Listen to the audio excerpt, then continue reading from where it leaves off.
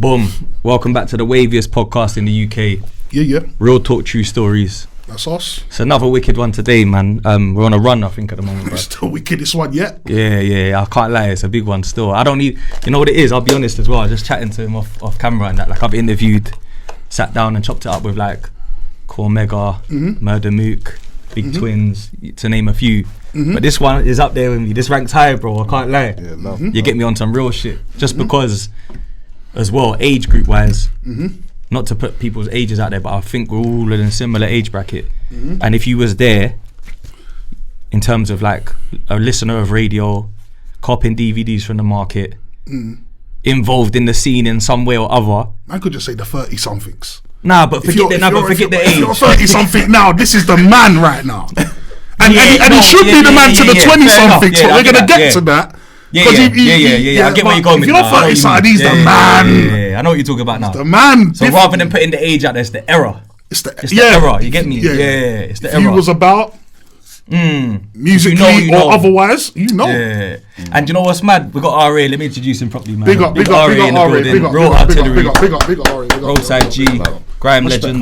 Much respect. Music legend. Much respect. And it's mad because I bumped into you at Ill Mill's birthday, which is my guy, big up Ill Mill. It's my brother, you get me? Yeah. And it's like, I've known Elms a bit from music on and off. Trips is my brethren from doing tunes and that, young and that. True, big up Shaq, big up Shaq as well. Good brother, I used to come over west a lot and we used to see him about and that, catch up. So it's like, man always was aware, and then that's a good place to meet, man, you get me? So good, in South, around a couple good brothers and that. So for me, like, it's not often that I would bump into someone who's a UK artist, if I'm honest, and then go, I've got to go salute him, bruv. Because that's why I come over and say, yo, your thing's separate and that, because I don't really do that to many men, I'll be honest, like, that's it. And I'm not even on an arrogant thing, just on a thing where it's like, yeah, you're good and that, big up you, but your thing touched the streets, bro, when we was younger, you know what I mean? So it was a dope place to meet, man. But where we're getting to first, I think where we want to start it, we know you're from South, but for, let's say, the Americans that are watching, whereabouts did you grow up, bro? Brixton, yeah? Southwest. Southwest. Loughborough, to be precise. Loughborough Junction. Yeah. It's a real place, bro. Yeah, serious. You know what I mean? I'm just going to move this forward a little bit. Everything's changed now, though. In what way would you say? Just in like, even like just people-wise, isn't it? Like, I'm gonna say to you, like it was more of just like, just even Brixton in a whole. Bro. I walk through Brixton now. Yeah, it feels different. Yeah, Brixton's weird now. It's weird. It's weird. Like, you got bare like shops with people just sitting outside on. There's white people there now, bro. Yeah. That's another way to say it as well. It's switched up completely now. I don't mind that weight. It's too tough, you know. Yeah. Because I live there now, and I remember back once upon a time, if you weren't on the list, it was long for you. Oh, yeah. No, 100. Whereas now, you might not be on the list, but you can cut through. You can cut through and now. Do what you gotta do. On like a Shoreditch. It weren't always like that though, bro. No, I know that, bro. Come on, man. I used to have to ring people to go there. Yeah, that's a fact. Yeah, it was treacherous. I keep it real. There you go. I keep it real still. Yeah. Outside that Woolworths, bro. Outside where you had opposite Woolworths and that. Don't get caught outside Frank Johnson's. There's problems for you. That's very discreet. Brixton's, you know what's funny? Like, you see when man was out in Brooklyn and that, that's the top place they know in London, bro. Bricky. Like, any yard man or Caribbean Donny who's connected to some sort of Caribbean culture, all they say is Brixton and then they say Birmingham after. Yeah, that's what I've clocked over there. They'll say Bricky, Birmingham, and then probably like you get the few that know about Harlesden and that for its kind of yard influence. For the and that. thing, yeah, Jamaica, you know what I'm trying to say. Like they've got a lot of deep connections to back to JA and that. No, that's true. But Bricky was different, bro. Yeah, Bricky, you get got. Yeah, facts. That's a fact. You get got. Why am I laughing right now? Because that's worded, isn't it? That's what it is, blood. It is what it is. Even like when bro said the Frank Johnson's, like that's a nice discreet place. You get me? You get got. If you ain't by that life and you're cutting through, bro. I can imagine that this is a discreet place that you get bro, got. I just want to quickly say, I remember I was about 15, I went to Frank Johnson's. Yeah. But I worked 15 outside with the line on none of that stuff. I was just 15, on a calm thing. Just normal 15-year-old. Like what most people end. probably want their son to now just be normal. 15 be normal. So I'm with my mum in Frank Johnson's, normal. Looking at the tracksuits as normal kids do. And I'm like, can I get 2? She's like, no, you can't get 2. I'm like, so you know there's some normal kid shit. And then couple man today. It's like, I don't want to name people, it's long, but a couple man, like street legends, let's say, who I know are my age, bro. Sporting Frank Johnson's with the wad. You know, I've never felt so done out, bro. I'm like, mum, I can't get two. I'm like, my man's my age. I'm like, man's got the wad, bro. like this. So that's really the Frank Johnson memory I remember, bro. Like, is that like you lot, were getting money? Bro. Is that like you lot's version of global sports and that? Is that comparable? In hindsight, it would be, you know, because I think looking back on it, RA's probably more the expert, to be fair. But looking back on it, I think they did have like little one-aways that you wouldn't find in the mainstream. And then an independent shop. So it's like you lot's version of like Sadiq. And then obviously when the riots happened, they got like ransacked, innit? And then obviously they couldn't build back from there. That's when it ended for them. Yeah, it was ended because remember they were independent. Yeah, bro, I didn't even know that. No co-signs for them. So they went all the way from back then to the riots, and then it was done. Then they got Khalas. Benito. They got Frank Johnson's goes back to like maybe the 80s. Yeah, it sounds like they're old school legends over there. The end should have spared them though. Yeah, they should have. If man was out, I was in jail though. But if I was out, you could have controlled the traffic. No, I remember the peace term. I remember the even in the first riot. The first one in 01. Oh yeah, because you had the Brixton riot. Like that one in 01. Like man made sure man didn't trouble Frank Johnson. You get me? Man said go to Cobra across the road. Go to Cobra Sports. Frank Johnson. So next thing, even though a couple people were licking out the glasses and that. By the time we got up there, like we could see people tried to harm it. But you get it, like. Man never always be savages though. You know, they don't care how local the people are. There's always gonna be one in it. You know what I'm trying to say? There's always gonna be one that's gonna violate the thing. That spot, man. So would you say Brixton growing up, bro, shaped you as a person? Would you say that it made you? Yeah, of course, 100%. A certain way. Yeah, the bricks was the bricks. Yeah. Obviously, it is added to how man was anyway. Because I feel like with me, it was like a blood-born thing. You get me? Yeah, DNA based. Yeah, it was like that kind of wave because man was going on away like. Remember, like 4 primary schools, 4 secondary schools. You know what to get kicked out of a primary school. Yeah, like so. Man was that's a different thing. So man was like before man knew about Brixton like that. Man was active. So I feel like it just added to it still. You get me? Because obviously, like growing up in West, when you hear about Brixton, or you go, I think I used to go to Junction a lot. Winstanley, because I had a friend over there. I used to stay at her house if I got in trouble and that. So I used to go hide out over there and then come back and But they used to tell me about Bricky, the mum and that. You know what I mean? Brixton this, Brixton that. But like being someone that's into like garage at the time, bit of jungle, hip hop, whatever. I think like rap wise, who was coming out of Bricky early? Who like? Because you lot will know more than me. But I'm thinking before PDC. Was there any artists that come out of Brixton that was like, would it be more bashment or? No, yeah, obviously it was always like a jungle thing as well. Yeah, really like. But when rap started kicking off, what were their names now? You had some brother called Monster. He's not like active no more. But, like there was a little crew. Was it 57th Dynasty? Yeah. That makes sense. Yeah, I do remember them. They were hard. They were hardcore, and they were the first like rap like from the end. Were some of them? Were they all from South, or were some of them from Bristol as well, or something? Or am I thinking of no, they were South from South. Yeah. I remember them. I had a record. I had a vinyl with them on. One of them used to live on Man's Road. Oh, I swear. So like they were officially from the end. So they were patterning early. Yeah, then. They were patterning early. Yeah. That makes a lot of sense. Still, they were pushing. So because what I always found interesting, bro, which is a question I've got for you, is that like being from South. Grime was very prominent in East, I think Grime ended up spreading across the whole capital at one point. Like there was always pockets everywhere where they had Grime crews. But I feel like Brixton was very well known for like rap and real rap as well, road rap. You know what they call it, road rap, innit? That's what they coined it, road rap. Road rap. So was it for you man to say, right, you know what, man's gonna do Grime?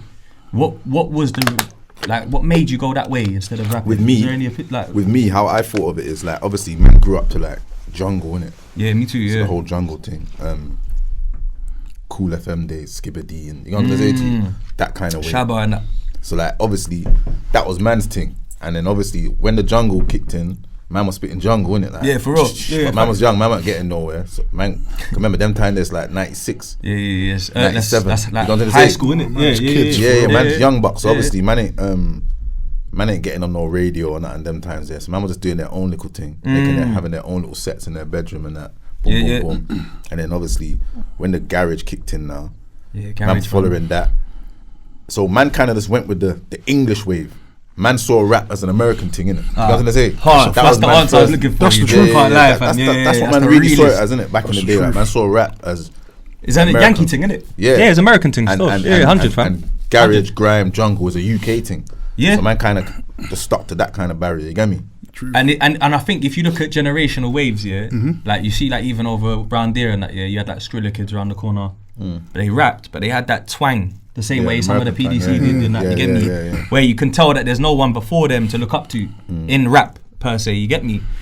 And then the people that are like of our age group, even from like around there, Dynasty, SLK, you can tell that everyone was like, right now we're on this UK thing. Do you get me? Where we can speak our lingo, how we talk, without sugarcoating it and making it an American thing. So that, and you know what's, when you think of South and grime, like the things that come to mind are more Southeast people, you know. That's what I was thinking about on the way down today. We had a lot when I was in school. Yeah. I was going to say around the time RA was talking about when he was doing jungle, there was a lot of under 18 raves in Brixton. And Brixton and what were they called down there? What were they called? Chilling. Yeah, chilling. Kids Cartel. Hectic. Is that Brixton Jam and that? As well, no, that would have been in Brixton where Jam. Yeah. Now that wasn't even about them. That one didn't even exist. Nah, this is up the. This is more towards like. You had like fridge, but the old school, not the little fridge, not the little one that was known for house. The proper rave the thing. big fridge. Used to hold little concerts in there, and you had Streatham as well. Caesars. Where I think he was talking about Lou on the other episode. Caesars. So all the under 18s things were for like garage days and that. Even Imperial Gardens, remember in Camberwell? Yeah, Imperial Gardens round the back in Camberwell as well. That's where I didn't really know what was happening over Southeast at that point. But I knew in school, you didn't need in school Southwest. There's no internet. Exactly. As well. Southwest. There was a lot going on still in terms of events and that, bookings, raves. Because I remember the garage days. Like me and Nasty Jack used to go to like Flex, I think it was called. And I think it's near Wandsworth or something, if I remember correctly. Over them side, there was a Wandsworth station. We used to go down there, spit a couple Hyperactive. Probably ones of this town. Is garage, like back in the day. And then after that, that's when I started hearing about like, we would do Laylo FM in Grove on Tuesdays, and then we would hear about On Top. This is like when grime came around after garage, when it changed. Because you know what's funny? The memories that I've got from that station in South, in the Wandsworth area, I just remember one time Clue was DJing for us. You know, the rapper. So he's called DJ Clueless, and he was in a crew called Grimesville. And it was Tuzar, Gigolo. Names of, they're spitting, we're spitting. It was like a big set and all that. And then grime came, it was garage still, where they were playing Buddha Finger and mixing it with like Soul Solid Dilemma beat and that. It was that transitional period. Do you know what I'm trying to say? Pay As You Go were kind of out at the time, but they would split and gone into like Roll Deep and that. So it was like really early on the transitional period. But in West, why RA as well was such a big deal to us is because in West, bro, when the pirate scene was popping and grime was really going for it, I'd say it's Bluetooth era. You know, when people used to Bluetooth and infrared tunes and that. See your thing, bro, the freestyle. Bro, you couldn't go. You know, I always just, you know why I wanted to say this, because you always hear people saying that when GIGGS came out, everywhere you would go, you hear GIGGS out of a car. And that's a fact, by the way, as well. Like K Coke had a similar effect over here as well. But there's not many artists that you can say, yo, everywhere we went outside, someone's playing their tune from the radio, the boombox, the phone, the car. But you over here, especially around like Bush, White City, Grove and that, you would hear RA, bro, pumping out of people's bedroom window, out of the fucking car and that. And it was like, and I don't know if you knew that, you know what I'm trying to say, but it was like a thing where when you came out on the grime thing, separate, bro. Like people over here felt that shit. Yeah, I didn't. You know what I'm trying to say? I didn't know though that it was going off in other ends though.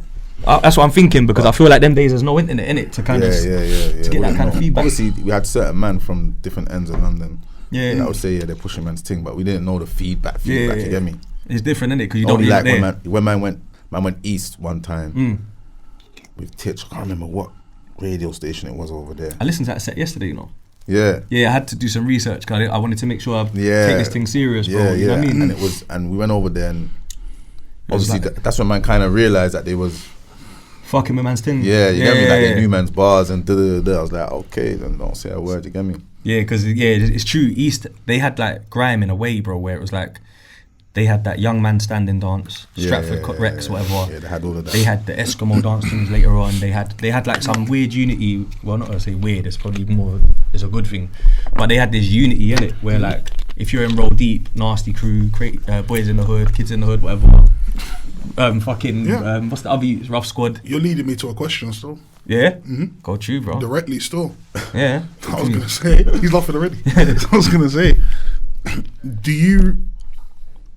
How can I put this, RA? Do you, when you think back to the time that ASB's talking about, when you had a lot of stuff moving and shaking in East London, and you did have what looked like a lot of people in East pretty much sticking together and saying, yeah, this is our thing. I remember there was a time during the On Top era, let's just say that era there, and people genuinely felt like, do you know what, like, them man over there in East, other than a few exceptions, they're not really keeping it real. Whereas in South, there was a lot of artists who weren't getting the critical acclaim per se, but they felt like, right, but we're keeping it real though. And eventually people will see that. Like, is that something, I'm not saying you ever felt that personally, like, but do you ever, even as an MC back then, ever remember back to a time when that in South London there was this feeling amongst some artists that, you know what, we might not be getting the spotlight, but we're still the realists. So yeah, 100%. Yeah, that's exactly how man felt. And, and what it was as well is, man felt like the East grime MCs didn't want to give man that that little slot or that bring through as well. Like when they're having their mad raves and that, man weren't getting the invites from the South Side. We weren't getting no invites, bro. You get me? And that's why I always rate Titch, because Titch, like, he always used to like bam forward wherever he's going. Yo, come, man's going here, man's going there. And then when we used to turn up at certain places, and then these man used to see us, they'd be like, "What are these man doing here?" They used to be like, "Rod, what? They what? I don't know how they're getting there." You're like, "Yeah, like Rod, what? You got Roadside Gz in the building." Like, the hooligans are here, fam. Yeah, like they would get me. And these times, man's just trying to do music, bro. That's hilarious, like, bro. We're not even trying to be on badness or nothing. They get on the safety. Cold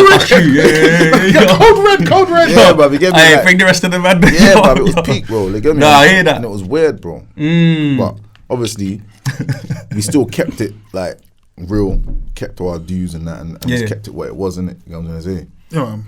You said something off camera, and I think this is a good time to bring it up. You said we kept it professional, and I respect that. And to give them clarity, you asked the question, bro. You asked the question, and I think you should ask it now, man. It's been long rumoured. Listen, I'm not going to lie to you. It's been long rumoured that during the On Top of FM Pirate Radio days that Roadside Gz had immunity from paying subs. And for everyone who was on Top of FM back then, you people know who they are. You know who messaged me. You know who asked me to ask this. So to put it all to rest for once and for all, RA, did Roadside Gz pay subs on Top of FM? We paid. There you go. You get me? Like, big up Madness. He took the piece. Big up Madness. All day. He paid the subs. Big up Madness all day. Obviously, man always kept it professional. Even though how it looks, it might look on the other end like, these man are just on smoke. Yeah, of course, but we were out, like we were grinding as well. Yeah. These subs weren't an issue. Yeah, no problem. Black. So man would just come through, pattern up. You get me? Like we never used to like slack on that or like studio.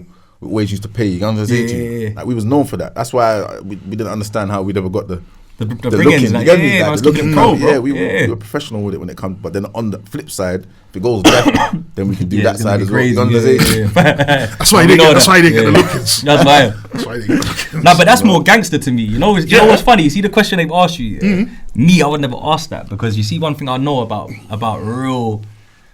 I hate the terminology roadman, but we're going to use it just because they know what it is. Real bad boys then, real brothers. Let's say thorough people. That sounds better actually, because it sounds a bit corny. Thorough people. Yep.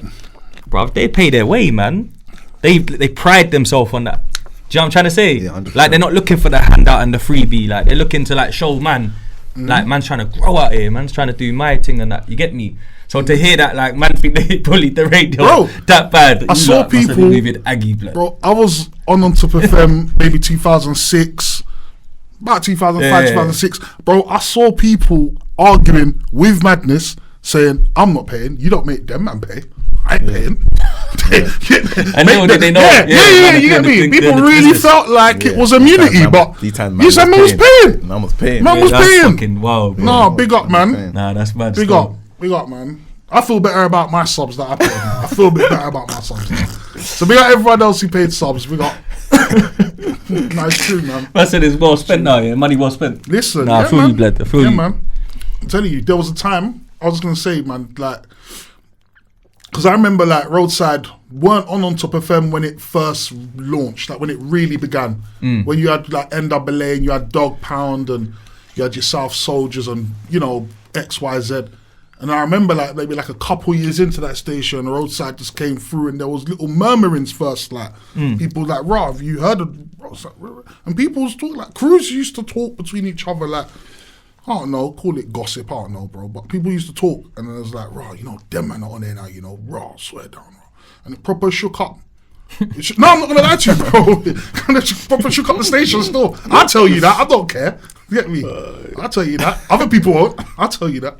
Yeah. So you lot come through and just strong-armed it, bro. It felt it might not have been. Now I say it weren't even like that. Nah, but even on a GRIME thing, innit? Car, you lot was gangster grime. That's the term that you lot coined. Yeah, you come up with that? Was it any particular member that like said, "Yo, we're gonna"? That's what we're calling it. For that's hard. I think it was Elms, you know. I think like Elms, right? It would be, wouldn't it? I think it Elms. That was just our thing. Remember, our thing was just different. Yeah, you get me? It was just different. It wasn't like it weren't typical grime, bro. Yeah, it was straight like smoke. Very and it's cause obviously where we're coming from and what this is it, fam. And how active the man was, bro. Yeah, at that stage we were properly on the road. It's not nothing to glorify now. Yeah, nah, big man thing. Yeah, remember we were young, but like we were fully like outside, bro. Yeah, we were outside. You get me? And a lot of people wasn't. Yeah, 100, bro. Crime MCs as well, bro. So that's why, like, it was like. That's why I said what I said about it being one of my top. Yeah, like we was really outside, bro. Right. Like we're definitely not beating around the bush. The man was living with those freestyles and that, bro. Like over here, like to us that meant a lot over here because we was outside and we're listening to that, bro. Like that's the theme music. Yeah. No, we were proper. You know what I'm trying to say? We were proper like outside still. I feel like they were too real. Yeah, that's what happened. Yeah, that happens in music. That happens. Because at the end of the day, we all know, for example, no offense, we're adults. We all know that them fire camp youths never had no 4-4, no fucking nothing. Man knew this. But nah, bro, allow it. Man ain't got no, allow it. Because I sang the bars too, allow it. Bro, I sang them in the rave too. But we all know, you ain't got fucking 4-4, Mac, this, that. Man's named 5 guns in 8 bars, bro. No. But still, it's a WWF thing. It's entertainment. It's like, yeah. And then these man fucking come through now. Entertainment done, blood. Better stop your cap. We're about believing too much. It's hard to do the WWF thing once these man fucking walk in the studio. It's scary. You're still gonna talk about that. Nah, I hear you, blood. I hear you. Yeah, it was realistic. It was. You don't put man on the spot now. Remember, we're coming in. Shit! So you're saying man them's on the same set, nervous? I'm saying whether it's the same set or man might turn up in the rave I'm in. It's hard to talk. I think it's hard to talk spicy to a certain degree when certain people, when you know you're around people who are really about it, and you know you're not really like that, but you're good at with wordplay and bars. It's a weird feeling, isn't it? Factual. No, that's real. That's real. That's the truth. No, bro, it's real because even when I was young, fam, I'm talking like 15. I had one lyric about an AK and that. You know, like that. Yeah, listen, fam. Listen. Hear me out. Let me land. I had the lyric because it sounded good, you know, with the and the whatever. But you see, one of my big homies, he said to me, "Yo, blood, delete that bar there, you get me? Like, delete that bar right there, you get me? Man ain't got no AK and that." And I was like sweating blood, like, oh shit, like. And then what am I gonna say? I can't show him it. You know what I'm trying to say? Like a baseball bat or something. Yeah, them times it's not even. Yeah, I'm 15, bro. It's a flicky or whatever. It's not an AK, bro. You know what I'm saying? So I hear what you're saying. But MCs used to do that though. They did. They used to talk about the maddest. This is what I'm saying. Yeah. Eagle in 2003 and that. It's mad. It's mad. They saw it on American telly. I got Desert Eagle. They even got a whip. Desert Eagle. Even got a whip. Nah, it was peak. Yeah, and they used to spit, and it's mad because when I used to go to certain sets and certain places, And he used to look at man like, bruv, like, you for real, bro? Yeah. You get me? But man just never used to say nothing like that because it's not that deep. It's not that deep, bro. It's entertainment. It's yeah. But we were really like that, so it was like... Yeah, man's coming straight out of Man will avoid eye contact with you, though, innit? Yeah. No names, but man were in it. I don't want to say all that looking you in your eyes. I can tell already. A lot, man. Nah, defo. Now, even I used to hear about you young as well. You know, like people would say, yeah, he's mad, he's on smoke and that, whatever, boom, boom, boom. Even someone compared you to Prodigy once to me from Up Deep. Before, no, with the gun thing. Because you see, Prodigy used to have like a gun fetish almost. You know, like his lyrics was always about mad burners and that, yeah. And your lyrics were like that as well, you know what I'm saying? I used to really listen to Prodigy, you know. Is that how you used to smoke? Yeah, definitely. Later on, people would say that he wasn't like the most greasiest guy, but it's America, innit? So America, you can still not be the most greasiest guy and have bear guns. Do you know what I mean? Course, but his thing, that's why 50 Cent, he was one of 50 Cent's favourite rappers. Like 50 said that. Because he used to talk about every strap, and then when he got birded off for that, innit? They found like a thing in his engine in his car and that when they searched the car and shit. Okay. Yeah, like he was proper, you know what I'm on about, innit? He used to some of the, yeah, so he was just talking about bare guns, bruv, you get me? And I remember someone from South even told me that, they're like, yeah, he's like Prodigy on Grime. Do you get me? Cause my man like got all the gun bars and he really means that shit kind of thing. You know what I'm trying to say? Like Roadside for a period of time, bro. There was an era where I was like, sorry to interject. No, that's can't. I know this, bro. I was growing up, youngers around me. I'm watching it, fanatical. I'm watching it. Man, are not arguing about who's the best. Man, not arguing about who's the best in Roadside. Man, not arguing who's the best. Who's the best out of them lot? It's fanatical, bro. Man, I think it was probably the Gangsta Grime mixtape. Hard mixtape, bro. Maybe the Gangsta Grime mixtape. Do you know what? Do you know what that CD? You know what that CD reminded me of? You know why? What I always to get my head around the Gangsta Grime thing. I knew why it was like that because you're coming from a place where rap was big, grease is going on, grime is different. Going to be different because it's not council estate music. It's like real outside gangs. Growing up in Bricky, it's going to be more greasy grime, right? But what I noticed is that like you'd have a certain type of beat, and you'd have like a 50 Cent style hook almost. Does that make sense? Like rider music and that get tune that. Is so cold. That's my favourite tune probably. At the time, that was my favourite tune still. I remember I used to rinse that song. The rider music one was cold. But I feel like that was like an infusion of grime. Yeah, mixed with rap. Yeah, it was different drip. That's what I'm saying. I say that how we used to pattern. Our thing was completely different, bro. It's like some grime. We didn't used to just hit the like obviously you used to do like grime when you go radio and you run rhythm and then hit like the typical beats. Set, But when we used to make music, the beats that we used to hit wasn't the typical. They weren't, bro. They weren't. Like, garage grime thing. You get me? Our thing was like had a different kind of sound to it. That's why we patterned it, and then obviously we mixed it even with like the yard kind of thing. Bounty Killer was on one of your tapes, isn't it? Yeah. Roadside Gz. So the yard thing, and like, even like Fresh. I was about to say. Fresh. Get me? Like we mixed the whole like grime with the yard and rap. Like our thing was separate. You get me? So our thing was a bit different still. Nah, that's cold, fam. That's cold. Because Unorthodox was a bit like that, but they didn't go long.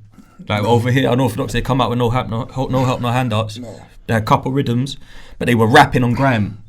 Not as gangster though. I'm not gonna like say that the gangster was equal, but the theme of like trying to be a lyrical rapper on a grime beat so it's got like a twist to it. You know what I'm trying to say? Of course. Because you had the Keys to the City CD after. Key to the Game. Key to the Game. Sorry, my bad, bro. And you had the original tape that you're on about, but then I feel like there was one before that. Yeah, we had Key to the Game, Gangsta Grime, Curb on Smash. Curb on Smash, bro. Yeah, Curb on Smash. That was the first drip. Where do you rank them? Lesson 2. That from your personal opinion, and that can be due to like nostalgia as well. And I would say they're all top 10s, man. Jeez, they're all top 10s because they were like. Remember, Curb on Smash, like that was the first, and that was like what 04 or something. Yeah, that's early, you know. 04. Yeah, that's very Remember, early. We're pushing mixtapes at that time. Yeah, and let's salute that. Yeah. Because my first, I was on radio from like 1999, pirate radio, but man only ever put out my first tape in 07, bro. Yeah. So you lot is early, bro. Yeah. Man, salute man for that. And man was patterning it like correctly as well. Man had proper studio. Like so, them times. Oh, bro, I bought the tapes. Yeah, so them times man was going dairies. Yeah, like dairies was a hefty sum as well. That's a big studio, bro. That's major. That was big ready. That's where like major. Big Major. No, bro, no. Major. No. Make them. Make them know. Make them know, you know. Major, like. Yeah. So man was spending like racks. Proper racks on mixed downs and that. There, in 04, you get me? And then... Where most man at them times were just recording in their bread yard. Just called quickly, burn up 2 CDs and push it out. But man's thing was, if you saw man's disc had proper like print on it. Prints like it weren't I remember, bro. And man was patterning and man was pushing them out with the boxes. Boxer CDs, man pushing, hustling, and then like going to certain shops and like they're taking man's things and like man was you get on the you know 100. So if there was like socials and all of that back then, come on, it would have been game over. You get me? We didn't even have that, and man was pushing. That's why I always say the man them's tapes, they were always all top tiers. Because of that fact, like man got them out there. You got man in like Nottingham, man in Manchester, 100, man in that's got man CDs. I bucked certain man in Jailhouse. And man's got old school CDs. I'm saying, bro, I've got them all as well. I know where this CD is. I bought them all personally, so I can vouch for that, bro. These are man different ends and that. Nowhere near. Yeah. So, and you know what? It's limited stock as well back then. So even for them to say that, you know, they probably went out their way to get that as well. Yeah. You know what I'm saying? More meaningful because now you can run something on Apple Music just because you've got the subscription already. Yeah. Like then it's like, yo, man's got to break part way with your P's and take the journey to the store and that to go get it. Yeah. So I hear that. Yeah, so and I commend that as well. I big that up because I know what it takes as well to be able to like go like organize those studio sessions, pay for them, come up with the art, the creative side of it, then brand it with the artwork, then put it out there. Put and it in for the us, remember, like it's a lot of money and time. And it's not even the glorifying thing, but for us, because we was like fully outside, it was hard to mix both. You come to say to you, so it's I was like gonna ask that next. One man like man's trying to go studio. Some man might be OT, some man might be on the run. You get me? It's peak. One man might be in jail. One man might be here. One man can't even attend right now. It's techie. I know that feeling, bro. You got to say to you, so it was hard to kind of with a normal. We couldn't even get a radio set together. With a normal group. That's not outside. They can go arrange and meet up like boom. We're gonna be here for 9 till 12. Boom, and everyone's there. No one's got no hassles. With the man them, because we was fully outside. Certain times it was hard, bro. You get me? Yeah, facts, bro. And it got kind of sticky at certain times, but we that's why we pushed through and made it work. You know what I'm saying? So you see, like how you've made like a conscious separation from radio sets, raves, and recording. What's your comfort zone? Like, what's your best place to be at? Like, where does RA feel like? When then? Yeah, even back then. Studio. Yeah, studio more than a rave. 100%. For real. Man didn't really used to rave anyway. Yeah, I never really heard you on that. Yeah, man weren't really on that. Man weren't really on that, but that makes sense. So being active, but man did go to a sidewinder once, and it kind of just went left up there in Bristol. What happened? And that was with Roll Deep as well. Like it kind of kicked off and had a little situation backstage and that. You get me? Chill out, bro. That was old school. You get me? But shout out Wiley, man. Come on. Yeah, shout out Wiley. Of course, all day, man. Shout out Wiley. Shout out. Without going too deep, what happened? Like, what can you shed light on? It is. How can I say? I don't really want to pop people down on that. You get me? But obviously, as Wheels have Titched, obviously Titch. Titch brought us through to that sidewinder. I think that was like 04, 05, one of them. He's fresh. Is he? Yeah. Oh, you know what? Yeah. Because you know. Yeah. Go on, carry on. I know what time you're talking about. Because GIGGS just come out of jail and they were rolling tight as well. Them times. I remember. And we've gone through anyway. Boom. But remember, we're up there like something. I swear it was like 50 deep or something. It was ridiculous. The whole of Lambeth there. The whole of the bricks was up there. You get me? And like, boom. Everyone can't get backstage, so obviously certain man just hold the side the MCs, like you man who's spitting, just forward up. The G's are hearing it. So obviously a couple men have gone backstage. Boom. We were backstage, and Titch was doing the DVD Crazy Times. Them times, remember that DVD Crazy Times? Where he was doing 2. And that, he was doing the second one, Crazy Times 2. Yeah. So I remember that shit. So obviously we was getting some footage, but he gave the camera to one of man's brethren while he went on stage. So obviously we're just backstage, and I remember I was talking in the camera saying something whatever. Them time there, a couple Roll Deep members have come off the stage. Backstage, yeah. But and so obviously we're backstage. Walked into but I've got my hood on, innit? And they've come from behind, and then they've just like They tried to like, I don't know who they thought we were. They didn't know who he was. Tried to big shot man slyly. Yeah, they didn't know who he was. I don't know who they thought he was.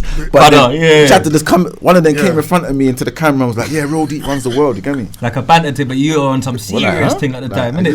Like regardless, like when they know, when they see man's face, they were shocked because they didn't know who he was. Did they know who you were when they recognised you, or still didn't know who you were? Yeah, after. But remember, they've come backstage and just walked in front of me straight away into the camera. They're just gassed. They just come off the stage and they get excited. And like I've got my hood up. I remember I had a big hoodie on that day as well. So they just come in front of me straight away. Roadie runs the world. But I just clamped man in it straight away, like by a man's hood. Come like, here, by man's hood, like bro, you there? What are you saying, blood? And they've turned around like what? And then they've seen, then they realise who we are now. But it's too late now. It's committed. You mugged me off, bro. It's crazy. You mad? So then now, man, just kind of just. You get me? Yeah. And then pride comes into place for certain people. Yeah, but I'm like, brother, you lot mad. These times, like, it's not that. It's not so that obviously, I've just kind of just wild out backstage. A couple of men trying to hold me back.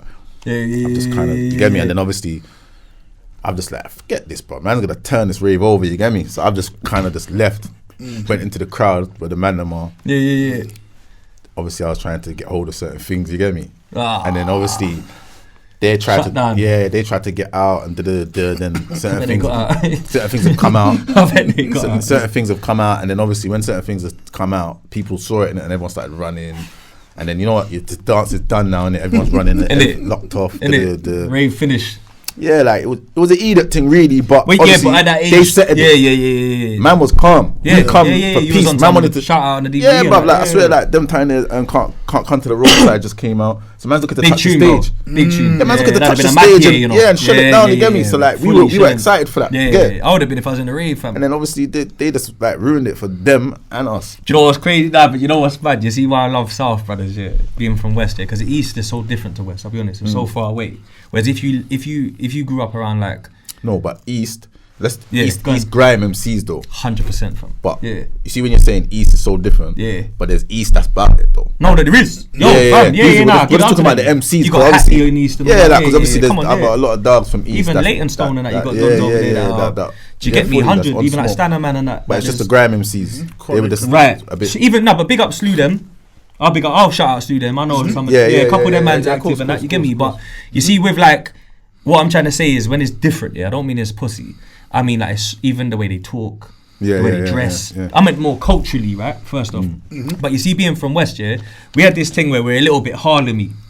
Like we dress. You lot used to talk different as well. 100% from man, 100%. West man them used to have a different lingo. Bruv, we had words that like, if you go certain ends and that, bruv, they don't even know what you're talking about. And that's a fact. Like in Acton, bro, there's youths in Acton that created like whole slang like Lucian. Like Lucian in Acton meant that you're a worker. Okay, if you get put on Lucian, bro, you're a worker, report to the bench at 8, fam. You get me? If you don't, you're in trouble, fam. South Acton, when it was South Crackton, that's what it was. Like, them man, they know where they are. They ran that shit over there. Like, they had it on Smash, bruv, and it was a greasy place to be at as well, still. Then you got, like, Grove Moroccans, Grove Brothers. You got Hot Off the Block over there. There's bare man all over West, bro. Bush Utes, and that was still, you know what I mean? So it's like, it's one of those things where we had more in common with Southwest is the point I'm trying to make. Because it's just there. You get a 295 bus over the bridge, Wandsworth Bridge, and you're in Junction and Battersea and that. So it was very, very close. Like, even people from Fulham used to claim South and that, bruv. But they ain't crossed the bridge yet. But because their postcode's SW6, they used to try thing and that. You get me? It was like a weird one. You know what I mean? I used to stay over there one thing yard and that. So like, I used to, you know what I mean? Like, I used to go do radio with Copeway and Wiredon and Starter and that. Like, they used to come studio, Desperado, done tunes with him when we was young. My brethren as well, man. Do you know what? Starter, when I told Starter he was coming, he said, bro, realest guy, salute him, fam. That's what he told me. That was his words. You get me? Real talk, bro. Can I ask, bro, did anybody record the clash that you are rumoured to have had with Coldboy in town? Did anyone have there was no footage, bro. No footage. But there was, someone filmed it. Someone filmed it. Early B. I remember Early B. Yeah, shout out Early B. I remember Early B. Yeah, oh shit. Early B filmed it, but it was of old. Them time it was old school cameras and that, innit? So I don't know what like tape and happening. Yeah. You got quality might not even hold up. Yeah, that would, but it was filmed, but it never. Nowadays, I always wondered, man. Yeah, I know we're a long way removed from that, but I heard that clash went, But you know what's funny, bro? Being someone, again, the outsider thing, this is why this convo is interesting, because I'm an outsider who lot's ends it. in South, bro, RA and Coldboy for me were two people that I respected lyrically and flow-wise, delivery. I feel like you was more greasy than him, but I feel like he had something about him. Flows, pockets, he could really spit, bro. Storytelling. Different. Man weren't going to Angel Town in them days to clash RA if you weren't. Yeah, that's long. If you didn't have some backbone to you. So you had to be about, you know what I mean, you definitely about. So. Yeah. That's crazy. I didn't even know that. People weren't doing that, bro. Yeah, nah, definitely. And you know what's mad? I wasn't even meant to clash that day. Oh, swear down. Yeah, it wasn't meant to be me, bro. Oh, someone else? Yeah, someone else is meant to clash. You got rubbed in. And then you just stepped up to the plate. And then Amanda said, Oz, would you clash? I was like, always the way. Just on the spot. I said, what? Of course I fucking And I was like, yeah, come on, like, obviously it is what it is, isn't it? So I've gone there, not even knowing. Yeah. And then obviously we just... Talking about old cameras and DVDs, yeah. Do you know what? Before we move on, did you win that? I need to know. There's no footage, that's what I'm saying. Did you win that? You know this what? Is like, you know the Jay-Z and DMX thing? Where there's no footage, but I say I'll be real, yeah. Obviously, it never lasted, didn't it? Right. Okay. There was a little hickism that happened in there. You get me? Naturally. Yeah. So it never lasted. Obviously, it was never good. It was like 1 bar, 2 bar. Like we both probably exchanged a couple of eights. Yeah, we both. But both probably went back to back about 3 times, and then obviously it just got a bit. You know, it heated. Yeah. And then fair enough. We just kind of stopped it. Cause I'm like, I don't want to like. Get angry. Yeah, I don't want to go into that kind of world, and obviously it's music. It's lyrics. I'm gonna say to you, so it's grime as well. So we just knocked it on the head. So that's where clashes. Yeah, we both respected knocked it on the head, but Coldboy obviously he's definitely a lyricist. I'll never take that from him. Definitely. Him, Star, and Young Don. Yeah. Well done, my guy. They definitely were lyricists. They was a good crew, bro. They was very good, man. I like when we made like a little movement in 07. It was through a mutual friend, but they come down to Grove. They linked my guys, and I had my brethrens from Northwest, and we had like this little crew where it was like these guys from hot off the block, me and my team from West, and then it was them youths, and we done some tunes, and we bring Desper in as well. Black the Ripper done a feature, and that we had a little thing going on for like 07, 08, but then Coldboy I think got locked up. Do you know what I mean? And then Wydon kind of fell back from music. You know how the thing Coldboy got locked up, yeah? Yeah. Okay. Yeah, he went away. Discreetly. Yeah, discreetly. I don't even know if I'm supposed to say that. But yeah. Okay. Definitely, fam, man. He went away. He's doing a madness now with the fitness thing. It's not even funny. Yeah, right shut up, my man. It's not even funny now. Nah, he's going crazy. I was just gonna say as well, Have you like, seen it? I was just gonna say, like, what's he doing now? I only like hear from Starter, and I saw something with Young Don the other day. Yeah. But I ain't seen what Coldboy. I was gonna say he's got a whole different name in that. He's on the most. Yeah, I'll show you. Music. Fitness, celebrity fitness trainer, celebrity trainer, everything. So, killing the gram, bruv. Like doing his thing. Okay. He's got, bruv, he train celebrities on that. Yeah, Doing his thing now, big time. Big up Coldboy, because Big Coldboy up was London, yeah. Because he during lockdown. Oh, so he's not Coldboy no more. Nah, he stopped music long time, bro. That's what I'm saying. Like it all kind of. Oh, he's called what was London. Yeah, his name's Warren, innit? So I think that's where it comes from. Big him up still. Yeah, man. That's good to see that man still about, bro. I like. Yeah, you see what I'm trying to say? Same generation and same era and that. Yeah. But it's a thing where like during lockdown, I remember him and I think Buck.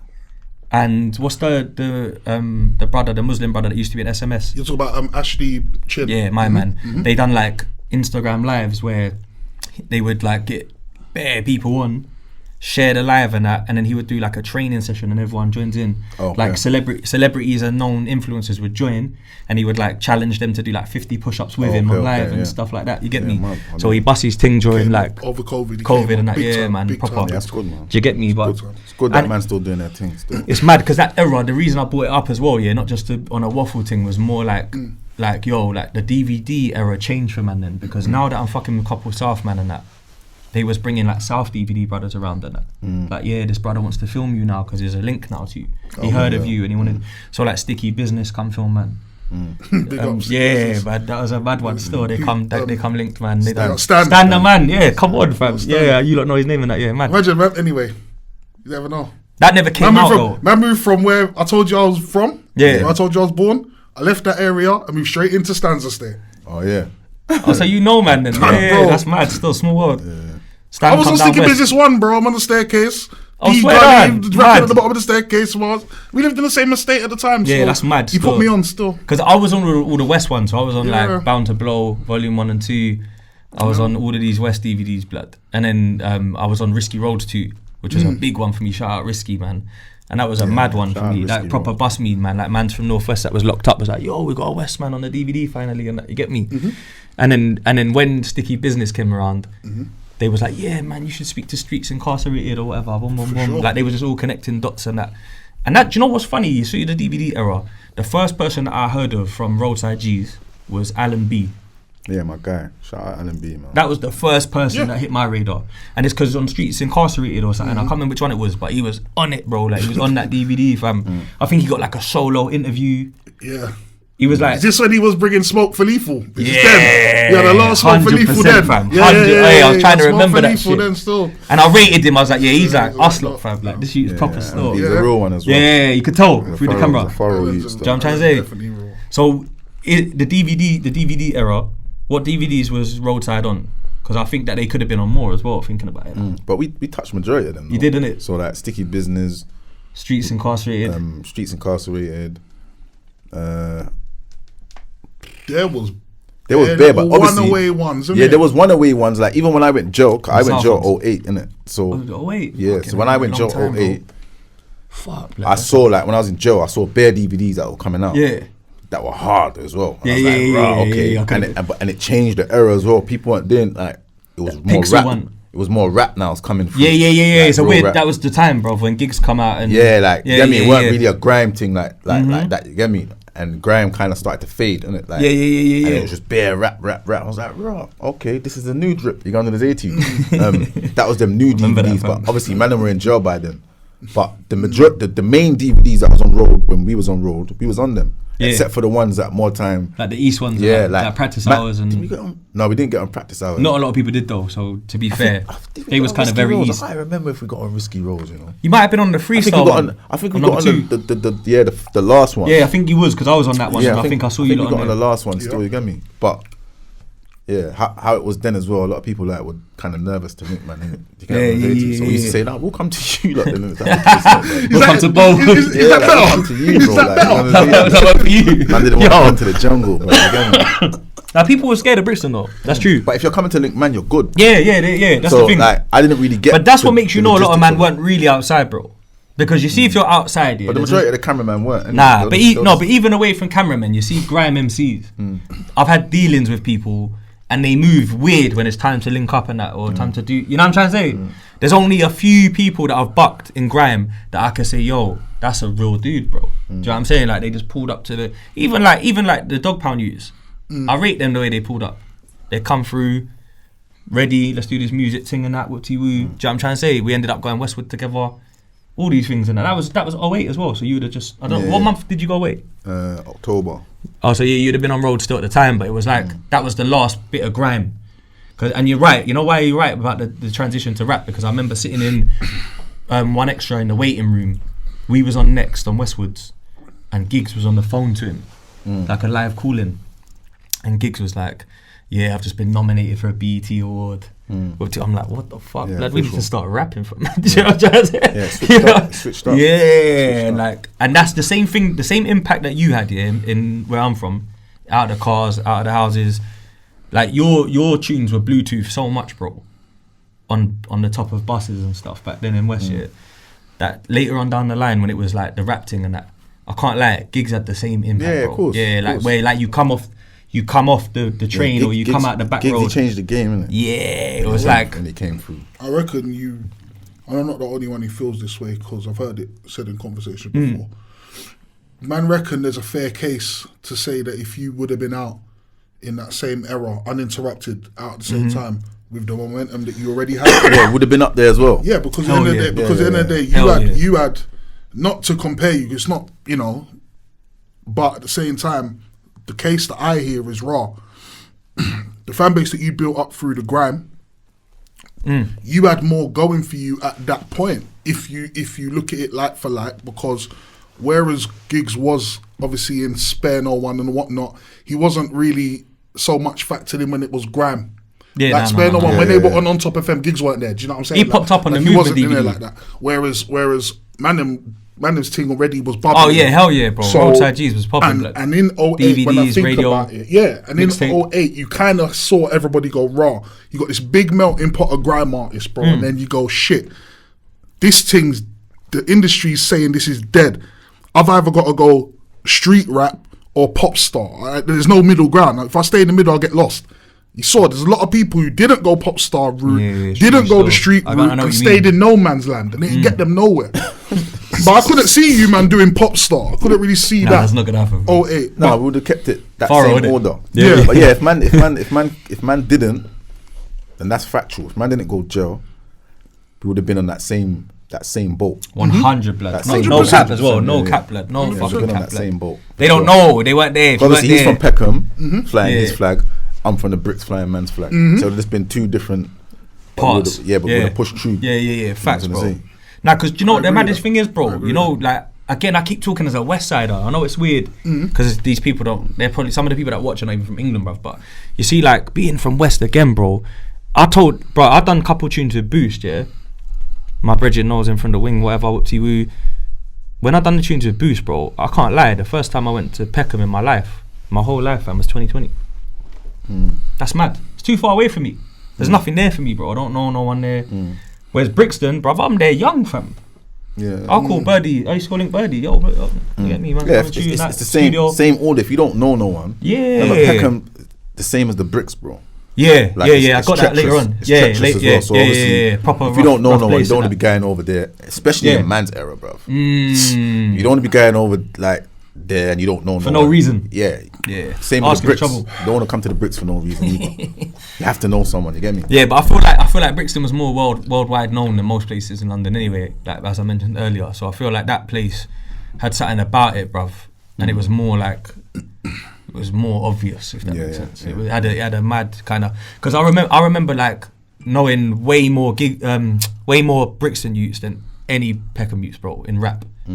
Early. Do you know what I'm trying to say? Yeah, because obviously PDC, innit? Early, bro. PDC was like, PDC was very early. yeah, fam. PDC was on the And jump. SMS. Remember, it was only GIGGS that was flying the flag. Yeah. And Boost. And Boost would have been younger. And Khalas, yeah, that's what I'm saying, Colours as well. Yeah, I didn't realise Khalas. Colours was so early until I saw some freestyles. So yeah. But there was a CD that come out, fam. I don't know if you remember this. Yeah, it's a Michael Million CD. This one actually done GIGGS a lot of favours.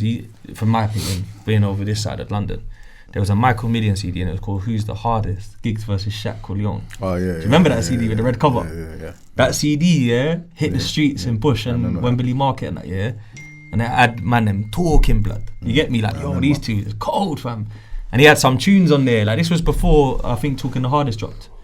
And some of the tunes on that tape, that GIGGS was hard, fam. It started ringing off still, you get me? 1,000. Do you think that if you were, say for instance, like you didn't end up doing Bird in that year, do you reckon you would have switched over to rap at that point? Or do you think you would have kept the gangster grime thing going?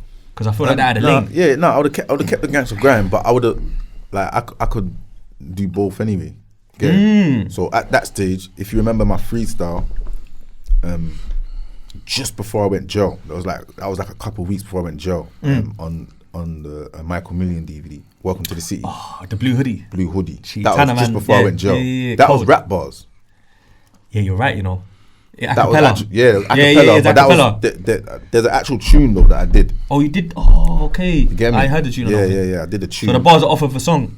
That's a rap song. Yeah, but it was just a freestyle. Yeah. And that was just before I went jail. So Oh, that was that freestyle. Was yeah. So like I was making them know, like, listen, man can do grime, man can do rap as well. And I was just putting out statements, so no one don't get twisted. You know what I'm saying? Yeah. Wait. So yeah, I reckon I would have kept the grime going, but at any time that I needed to do rap, you could have just then I would have threw it. jumped on it. I reckon by 2009 you'd have knocked it on the head, bro. Grime, I reckon as well. Slightly. Yeah. It got weird outside it. Yeah, Because it wasn't really popping like that again. Got a bit sneaky. Yeah. Got a bit sneaky as well. And I think like the GIGGS wave made even, like, for instance, you see like a Wretch 32 who was a grime MC originally, but he was better at rapping.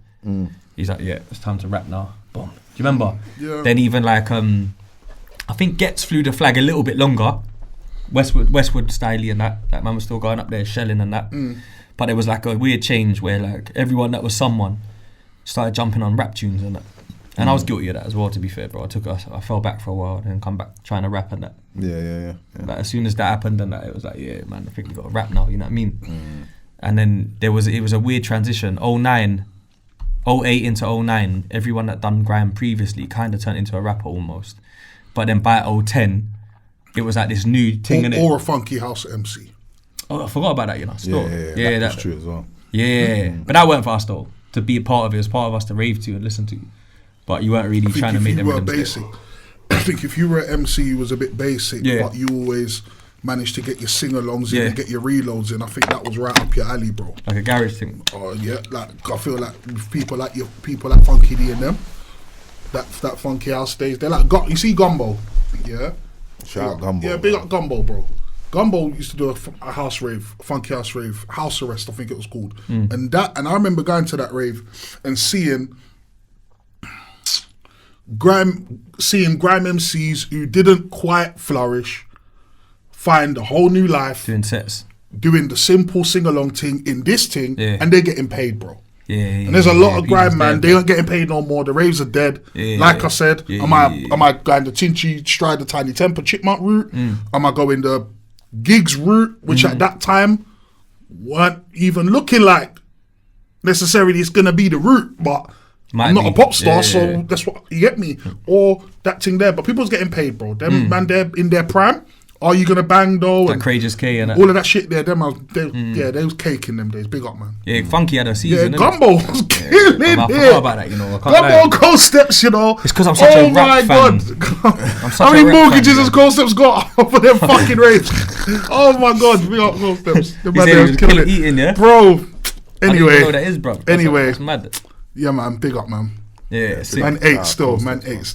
So before we get like, you see the Roadside Gz, we talk about grime, the early years. Before we move on, where do you rank Roadside in grime crews?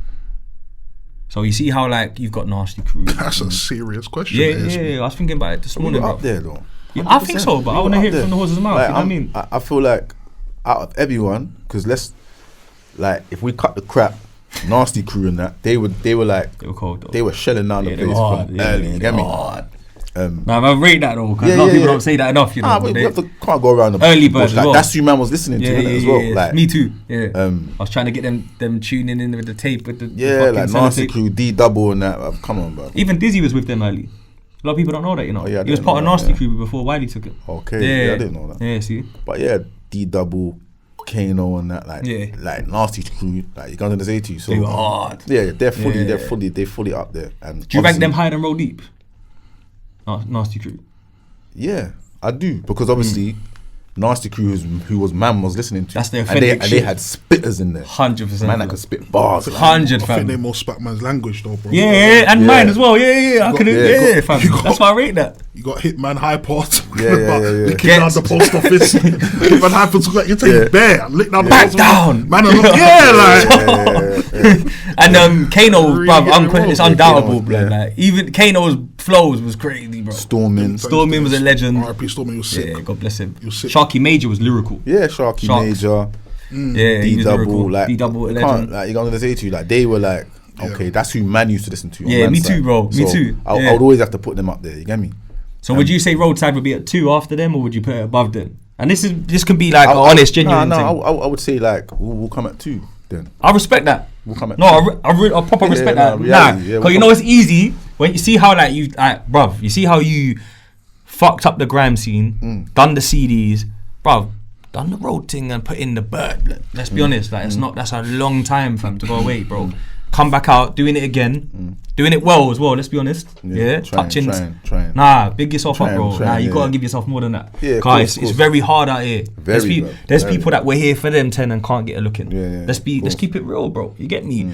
So let's get the flowers. You know what I'm trying to say? So I'm saying, like, bruv, it's easy for a man to say, nah, we was number 1. Do you know what I'm trying to say? Because that's what people do in London a lot. They don't give it out much in London. You know what I'm trying to say? Especially when you feel like back in the day we was just trying to be cool and come raving, and you weren't booking us, blood. So it's easy to say fuck you lot, innit? Like, you know what I'm trying to say? So to put yourself at 2, I like that. Yeah, I think that's an honest spot. Yeah, well, it was up there. Do you know what I'm trying to say? Definitely, but Nasty was before us, innit, bro? Yeah, super legends though. Go on, we said this is something's on your mind, Ak. No, it is, you know, it really is. because the truth is, like, Nasty Crew, if you look at the whole duration, bro, they had probably more time existing as Nasty Crew with no D double, no Kano, no Ghetto, none of that, and we're still trying to function as Nasty Crew, the name. Then the time that we actually reflect on when we go, no, they were the best. Bro. Oh, you mean after that they were time left was some, bro. That was like a cup of coffee. The time when you think when it was a minute. It was still a minute though. Compared to the time of Nasty Crew as a whole. Yeah, these men are putting out CDs in 04, you know, so they're seeing it like, yo, like these men are already bubbling. But you know what I'm saying though, bro? Now. By 06, you know what I mean? By 06, Kano was gone. Yeah, that's facts. That's yeah, facts.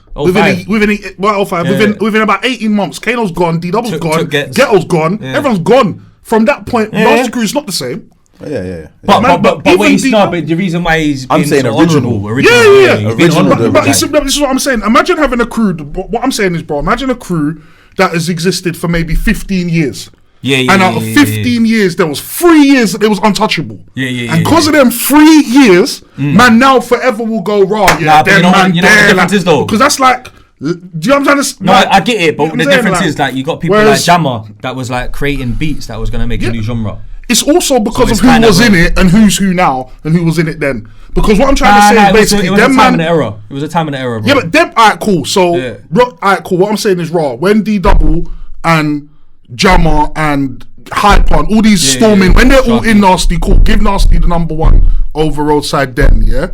No, that's what I'm saying. It's not about like. No. I know it's not, but what I'm saying is, this is me, bro. I'm thinking out loud. This has just occurred to me, bro. This has just occurred to me. Hear what I'm trying to say. Let me work, bro. Man are not going to put Roadside, as in the whole Roadside, who never, like, it's not like half of them left, like the actual Roadside. Man are not going to put Nasty Crew with no double, no Kano, no fucking no.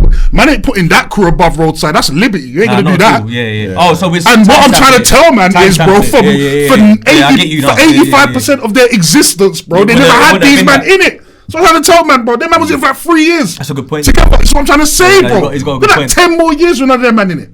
That's a good point still. Thank you, bro. No, you're right. So man can't go, that crew's the best crew ever because for 3 years no one can touch them. What about the other 10 years, bro? So if we say on camera, because it's going to get logged, yeah? So on camera, them man in their prime, in their peak, was the best grime crew in your personal opinion. Yeah. I'll give them that. That's what we can say. In their peak. I can say that's realistic. Yeah. Get me. Yeah. And then Roadside straight after, in their peak as well, because remember, he's gone away. Yeah. That's hard times after that. You lose one of your members, that's one of the main. Yeah.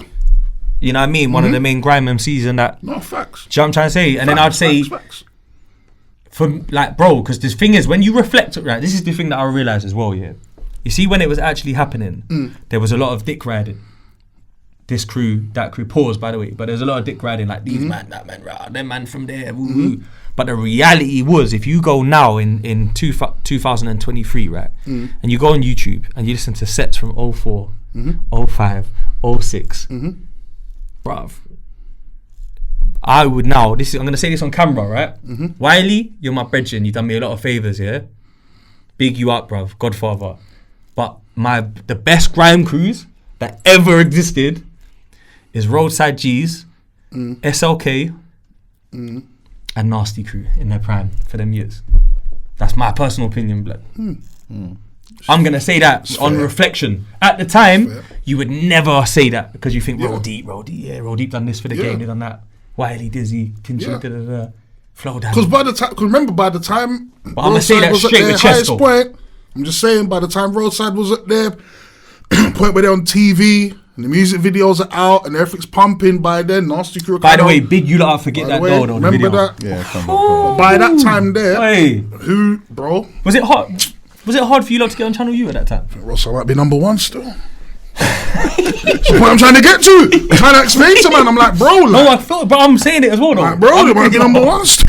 Yo, obviously, like me, I'm like Suavo and them man and that, and my brethrens and that. Like we done bare sets together, so I know them man. If they have their day where all of them turn up because they're the big crew, they're up there as well, in my opinion. That's okay. Boy, I know it seems like every question gets turned into an essay over here in this podcast, but without doing it again, if you had to put a third crew alongside Roadside, Nasty, and someone to go, you know what, us three, we was doing it. Roadside, like Roadside, Nasty Crew.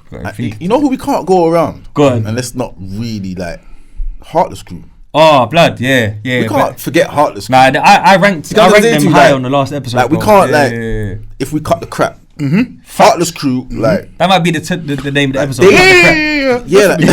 We're cutting the crap today. No, like Heartless Crew, like, let's be real. They legendary, were legends, bro. The Machino thing of that, bro. They were just like that whole camp there. Man wanted to hear them, fam. Man tuned into radio. Man wanted to go dances and see Heartless Crew shell it down. You guys understand? That's how I know we're the same age group, bro. Like that's reality, bro. You want to whine a ting to their set and that, like Heartless Crew was like it was vibes. They were vibes. You get me? One team. You know, Heartless had vibes. Yeah, Mighty Mo was cold. You get me? So if we can't leave them out. No way, bro. And they garage though. They were garage, they were garage, but that's the thing. They talking about grime, grime. Because you see Fonty and that, he'll play a ragga rhythm, then he'll flip it into garage and drum and bass, all in the same set. So if we're talking about best crews, I'm with you on that. Like they're in there, fam. They're in the mix. You know, people always throw them in with the pay as you go, and because that's the error, innit? So solid and whatnot. Like it's like they act like Heartless. Because it's mad still, because all them other crews obviously kind of, I don't like the term fell off. That's not even what I mean, but Heartless, bro, it's like, okay, Pay As You Go did that, So Solid Crew did that, whatever, but Heartless has still been here the whole time. It's mad to me now they're still here, compare them to them, man, when they've been here the whole time. And they're still about. That's why it's mad. They just had a thing the other day in Ministry. Yeah, and they're on what do you call it? Capital Extra or BBC. Sick. Like they've got an actual show. That's sick, fam. That makes sense. So I'm trying to say, like, they look at how many generations. They're still going and still holding up the fort. I used to rave to them. Yeah, I used to want to buy an AV and a fucking TN hat and that to go rave to them. Yeah, Heartless Crew was the drip stuff. That's fair. Yeah. You know, in the I think it's the RA freestyle on the Roadside Gz tape, which is for me is one of the most legendary freestyles to come out of grime and UK music. You know, the fireworks night's the best night.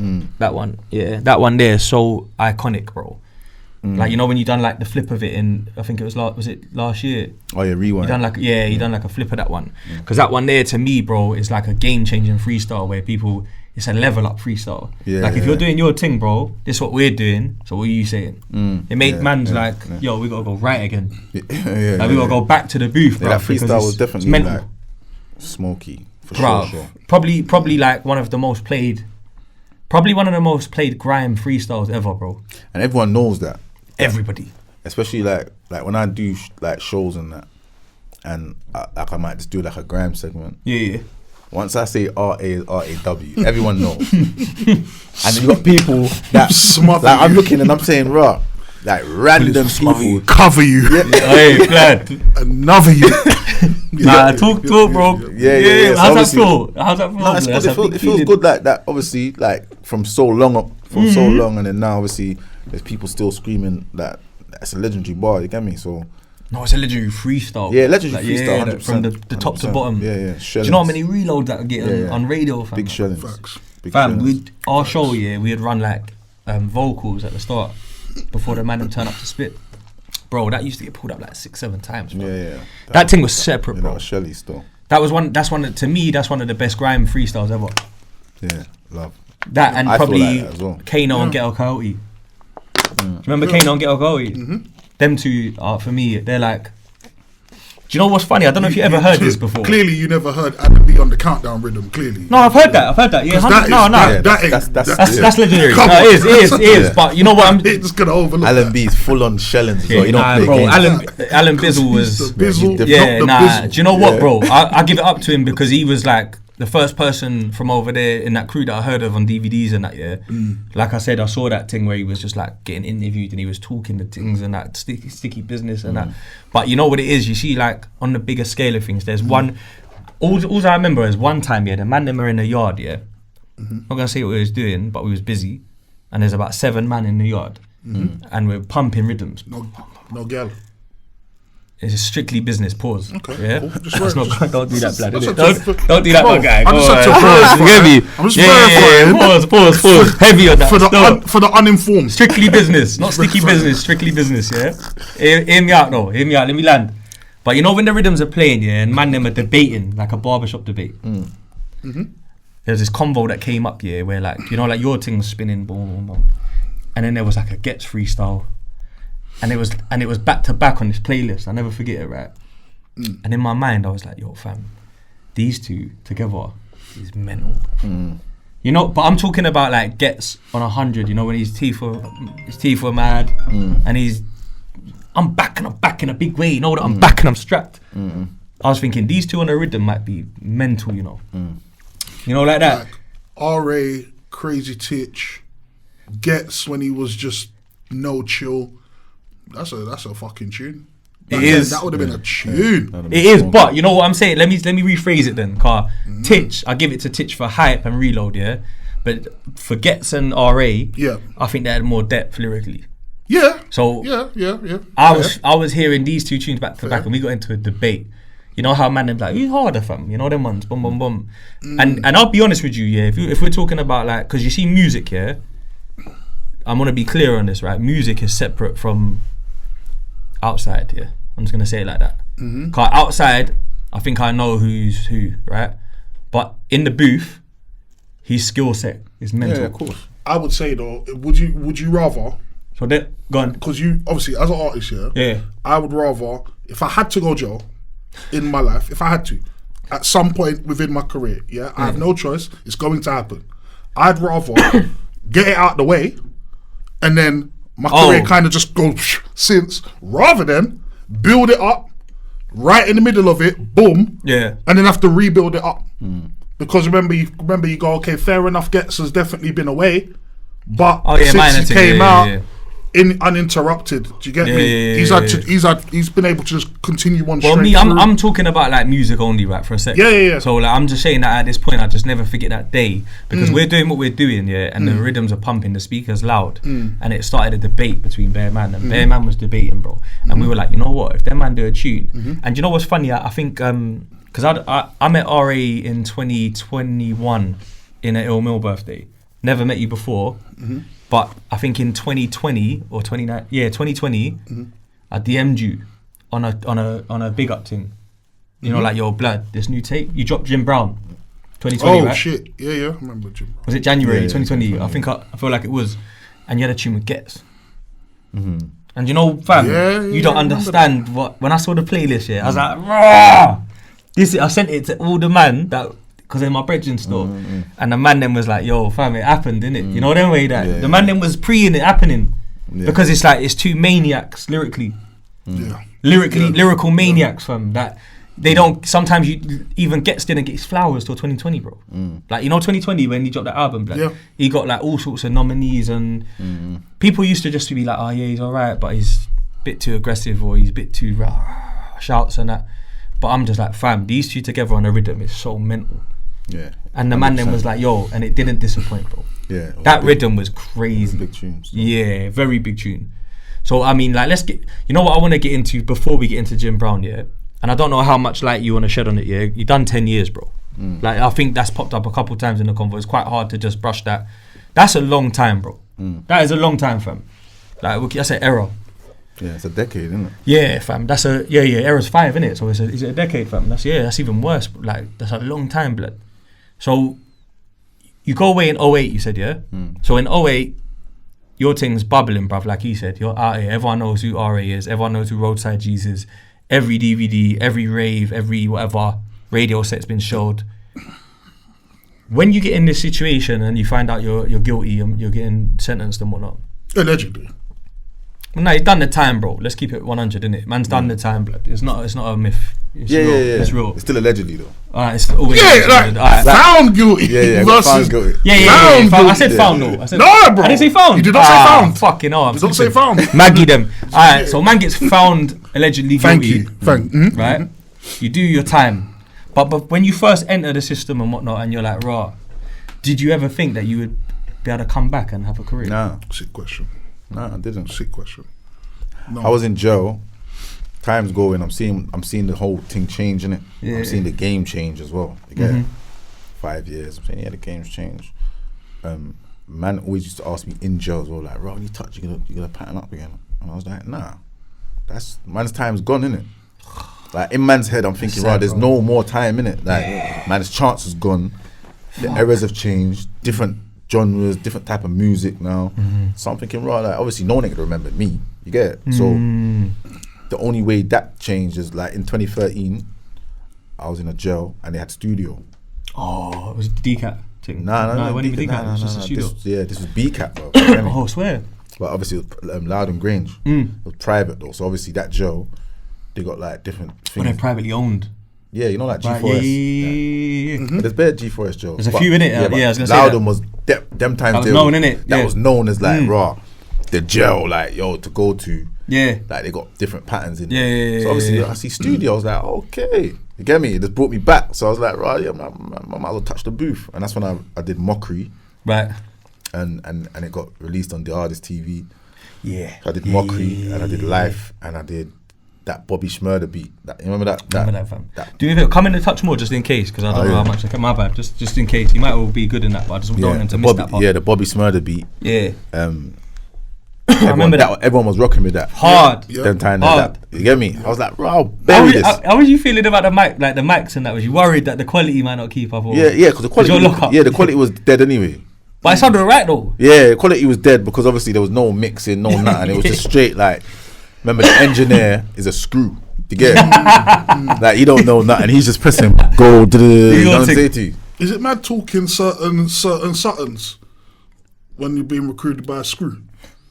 Or no, because you know what it is. Well, I'll be real. It wasn't a screw. Okay. But it was someone that works for the system. Someone that works in the system, innit? He's like an educational staff. You get me? Sure. Yeah, I get it. So, but man used to still call him Gov, innit? Okay. He's still like, you know what I mean? He had a key. He's not a hater. He's not a screw, and he's not. Hold on a minute. What was like? He's he's locked up. He's thinking, bro, you work for these man. You're one of them man, Gov. Yeah. I'm gonna say to you, but he was calm though. So obviously, everyone used to talk smoking. At first, I was a bit like apprehensive. Yeah. But then when I used to watch, and I used to see man in there talking smoke, I was like, right, and he's just like. He don't care. He's like, oh yeah, cool. I'm going through then, you get me? And then she just, I just spazzed that, got that sent out. Yeah. And then man was saying, yo, your things, people are feeling your thing, you know, man. Put it up on the net and people are still talking. I was like, yeah. I was like, alright, cool. But even then, when I got moved from that jail, 2013. 2015, I'm still in jail. I'm like, man still asking me, you did you music when you touch wrong? I'm like, nah, it's dead. They're not gonna remember me. It's only when I got to DCAT. Disheartened a little bit, still. I wasn't even disheartened. I just thought it was like, man's time's gone, innit? Can't really, you get me? Like, you can't get it back. It is what it is. Yeah. Like, man will just cut through, innit? You know what I'm gonna say to you? Yeah, it's not really that deep. I was thinking, obviously, man's getting old now. It is what it is. Big man thing. So, it was only when I got DCAT. I got DCAT now, and I had a, man was saying, raw, like, there's a thing called Instagram. Man was like, that's the new kind of thing now. And I was like, what do you mean new kind of thing? I was like, yeah, like, obviously all the artists have got Instagram, your own little page, people will know if they're still feeling you, Yeah. And man was like, right, start up a page and see what happens. What happens, innit? You get it? Yeah. So I tried to start a page. Someone put my name in. Someone's got my name. So I was like, how come someone have my name? Man was like, oh, that's what people do.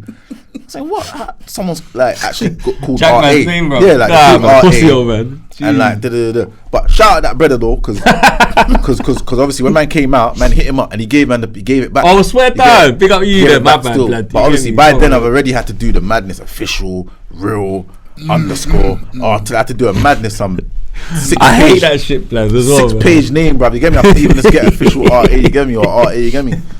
So by then, obviously, I just use that as a fan page now. But obviously, did that and like people started kicking ball. You get me? And obviously, I was like, all right, cool. There's still people here. You get me? The followers was going up. I was like, all right, cool. Yeah, and straight. And then Krept, I linked up with Krept when I was on a home visit. Right.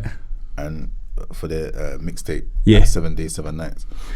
Oh, yeah, Khalas was cold, yeah, bro. Khalas, I was on. I don't even mean to be a pain in the ass, but I'll come around a little bit more just because I don't, because your story, bro, needs to be. Yeah, that was a whole. So that was a home visit, innit? Yeah, so, obviously. And bro, Khalas is a madness. Yeah, that was just 8 minutes of craziness, bro. You get me?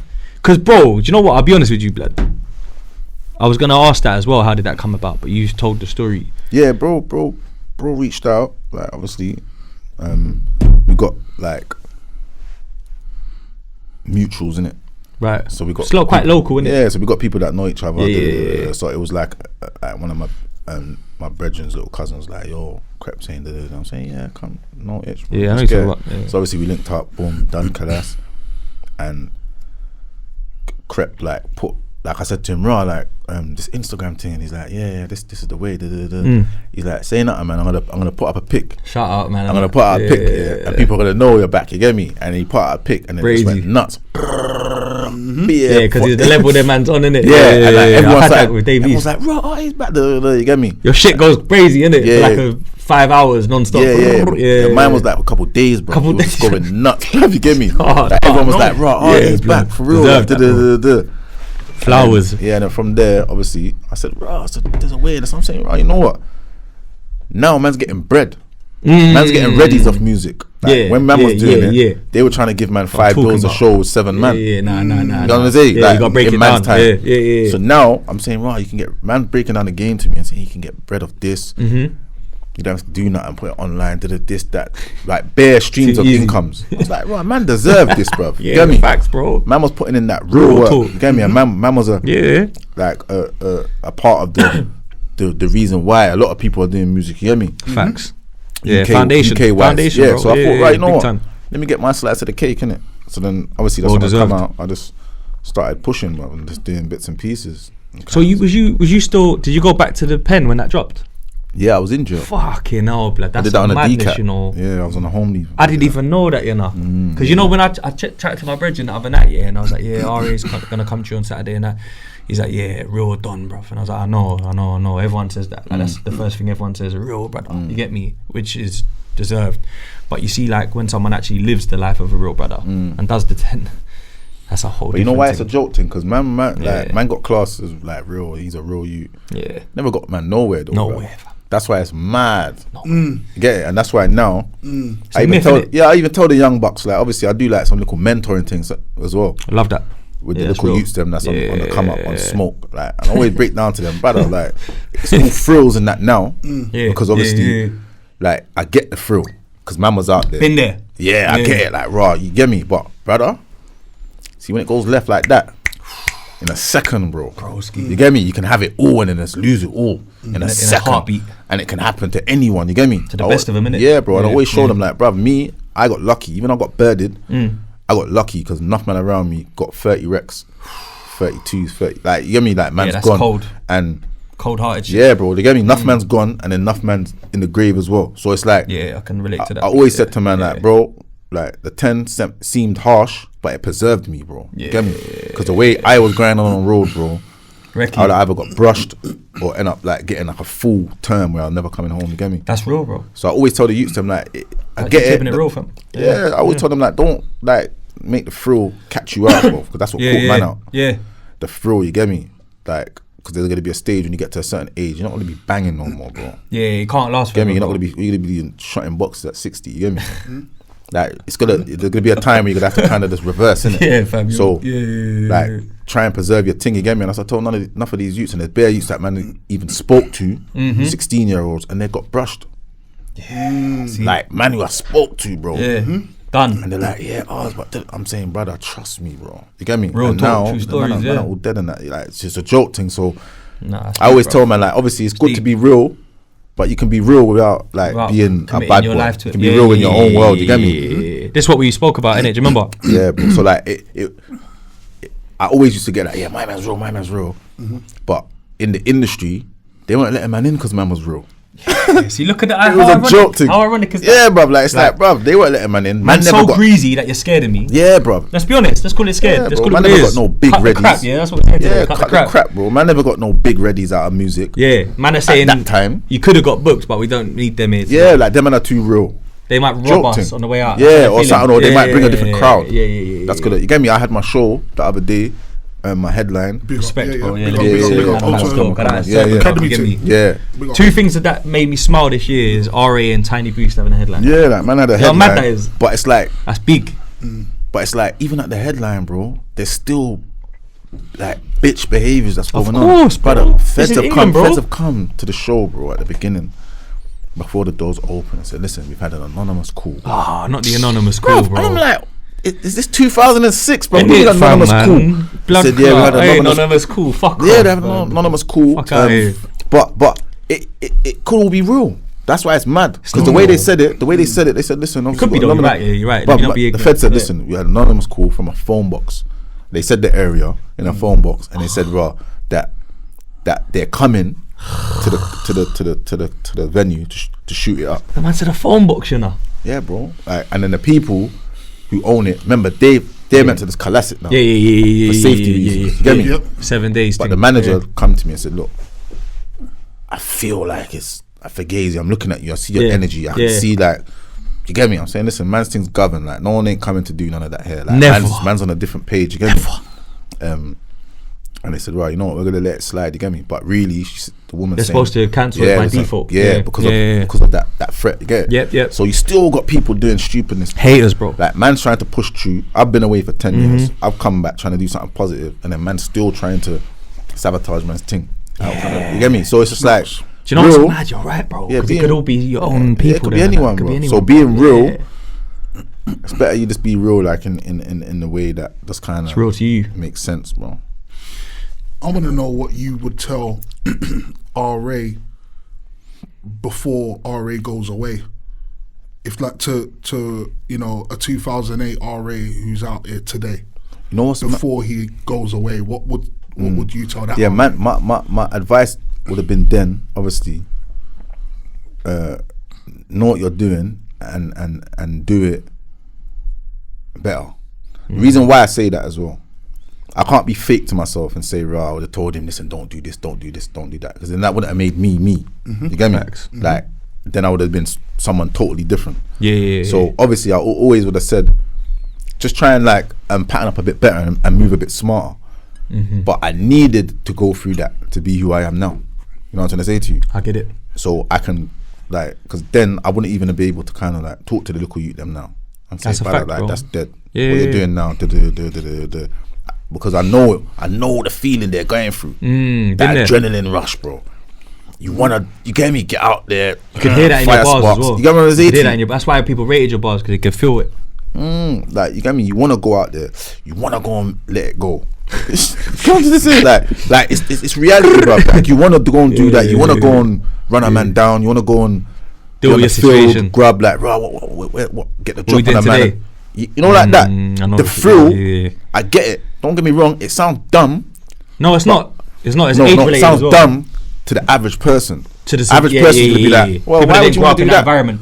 Get me? But they don't get it, innit? You get me? So obviously, like, I get the thrill and that. So obviously, I can tell the youths of now it don't make sense, and they listen to me because they know that I've been through it. Facts, bro. That's a fact. Like, okay, big homie, you went through it still, so it makes sense. Exactly. It's credible, valid, valid in so many ways. Yeah, so like obviously, that's what I would kind of. Because it's mad. Before I met you, I remember there was like a week where me and Boost done a couple tunes, and we done a video, and then like a week later, I see you lot at a mosque together or something. There was a picture where it was you, him, and Matt. Oh yeah. Do you remember that? Yeah. And you know that picture to me, bro? I remember I replied to his thing, and I was like, "Fam, gangster." That was gangster to me. Yeah, of course. You know that is gangster blood. To see, you know why I'm saying that? Yeah, of course. Because it's from two different areas that, like, let's cut the crap. Used to get it cracking. Let's cut the crap. Hey, we're from two areas that used to get it cracking. Don't to say to you. So blood. So for man to kind of make like to worship God and be on a grown level, legends. Just be on a grown level now. Like, we're big boys now. Like, we all got kids and everything's different now. And big it's man like, thing. How we really doing this?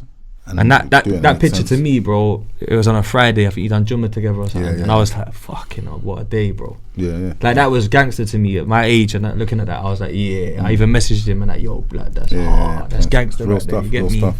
That was like something that I was happy to see, because I obviously I got ears, I hear things, and you know, like you said, it was cracking and that.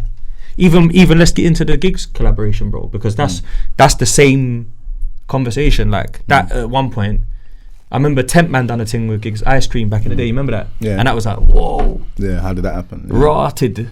But then when you come home and you've done, is it Pistol first tune? Pistol, yeah. And you know what's mad, bro? It's like a grime beat, yeah. Yeah, it was. Yeah, it was. And you had him skipping, yeah. Yeah, you had him skipping, bro. And then the maddest thing is, he done like the 3 wheel ups and the JME tune the same year, I think, or around the same. And he done the tune with Kano as well. Yeah, that's the wheel ups. The GIGGS can kick ball, no, don't get twisted. He can kick ball like when it comes to like. That's why I wanted to big up. Like he like. That's a big tune, you know. Pistol. Yeah, pistol. It was a big tune, and it was big that how like we came together as well. For like a Jenna from Brixton and a Jenna from Peckham. 100%. So that's like 30 people as well. It's not like you're just from there. Yeah, you got to. Yeah, and we made it happen. Like when I came home, we was in contact through Instagram. Okay, and was like, so it's direct. Yeah, and was like, well, like, come on, we need to make something happen, bro. And I was like, yeah, come on, let's get it. You get it. And we patterned out the studio, went in there. No negative vibe. It was just bare like. Oh, you energy. both recorded the same day as well. Yeah. Oh, that's hard. Like, went in the booth together. You get me? Now, Like went in the booth together. That. It was negative, positive energy, no negative, and like we made it work. We made that banger, pushed it out. Video, same thing, nothing but energy, and yeah, because the video was cold as well. Yeah. Hey. No, those things there, they had man thinking blood. Come on, that's like 2018. So what year did you come on, bro? Same year, right? Yeah. So what month? So this is in October. What month did you come on?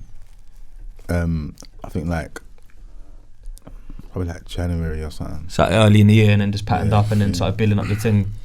Yeah, bro, this tune was cold, fam. And then you had him on Jim Brown as well.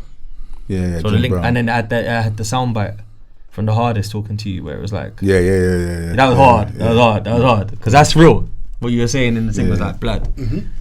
You said something deep. You know what? One thing I've realised about like journalists and maybe the general public, they hang on to the past a lot. Yeah. Like what's is it nostalgia? Is that what they call it? Yeah. Nostalgia. And they said something like, oh yeah, he's like back in 03. Mans would have wanted, and you're like, yeah, but they got it now.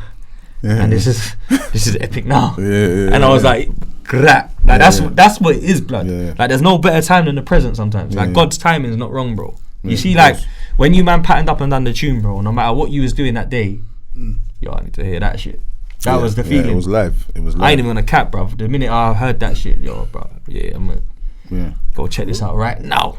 Yeah, you know what I'm trying to say? No, it was live, man. And we just made it happen, and So Khalas was first, obviously, because you're still. That was Khalas was first. Then you come home. I did like Link Up TV behind bars.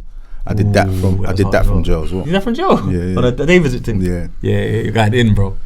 You just putting in work, bro, on days that you could have been chilling with the family.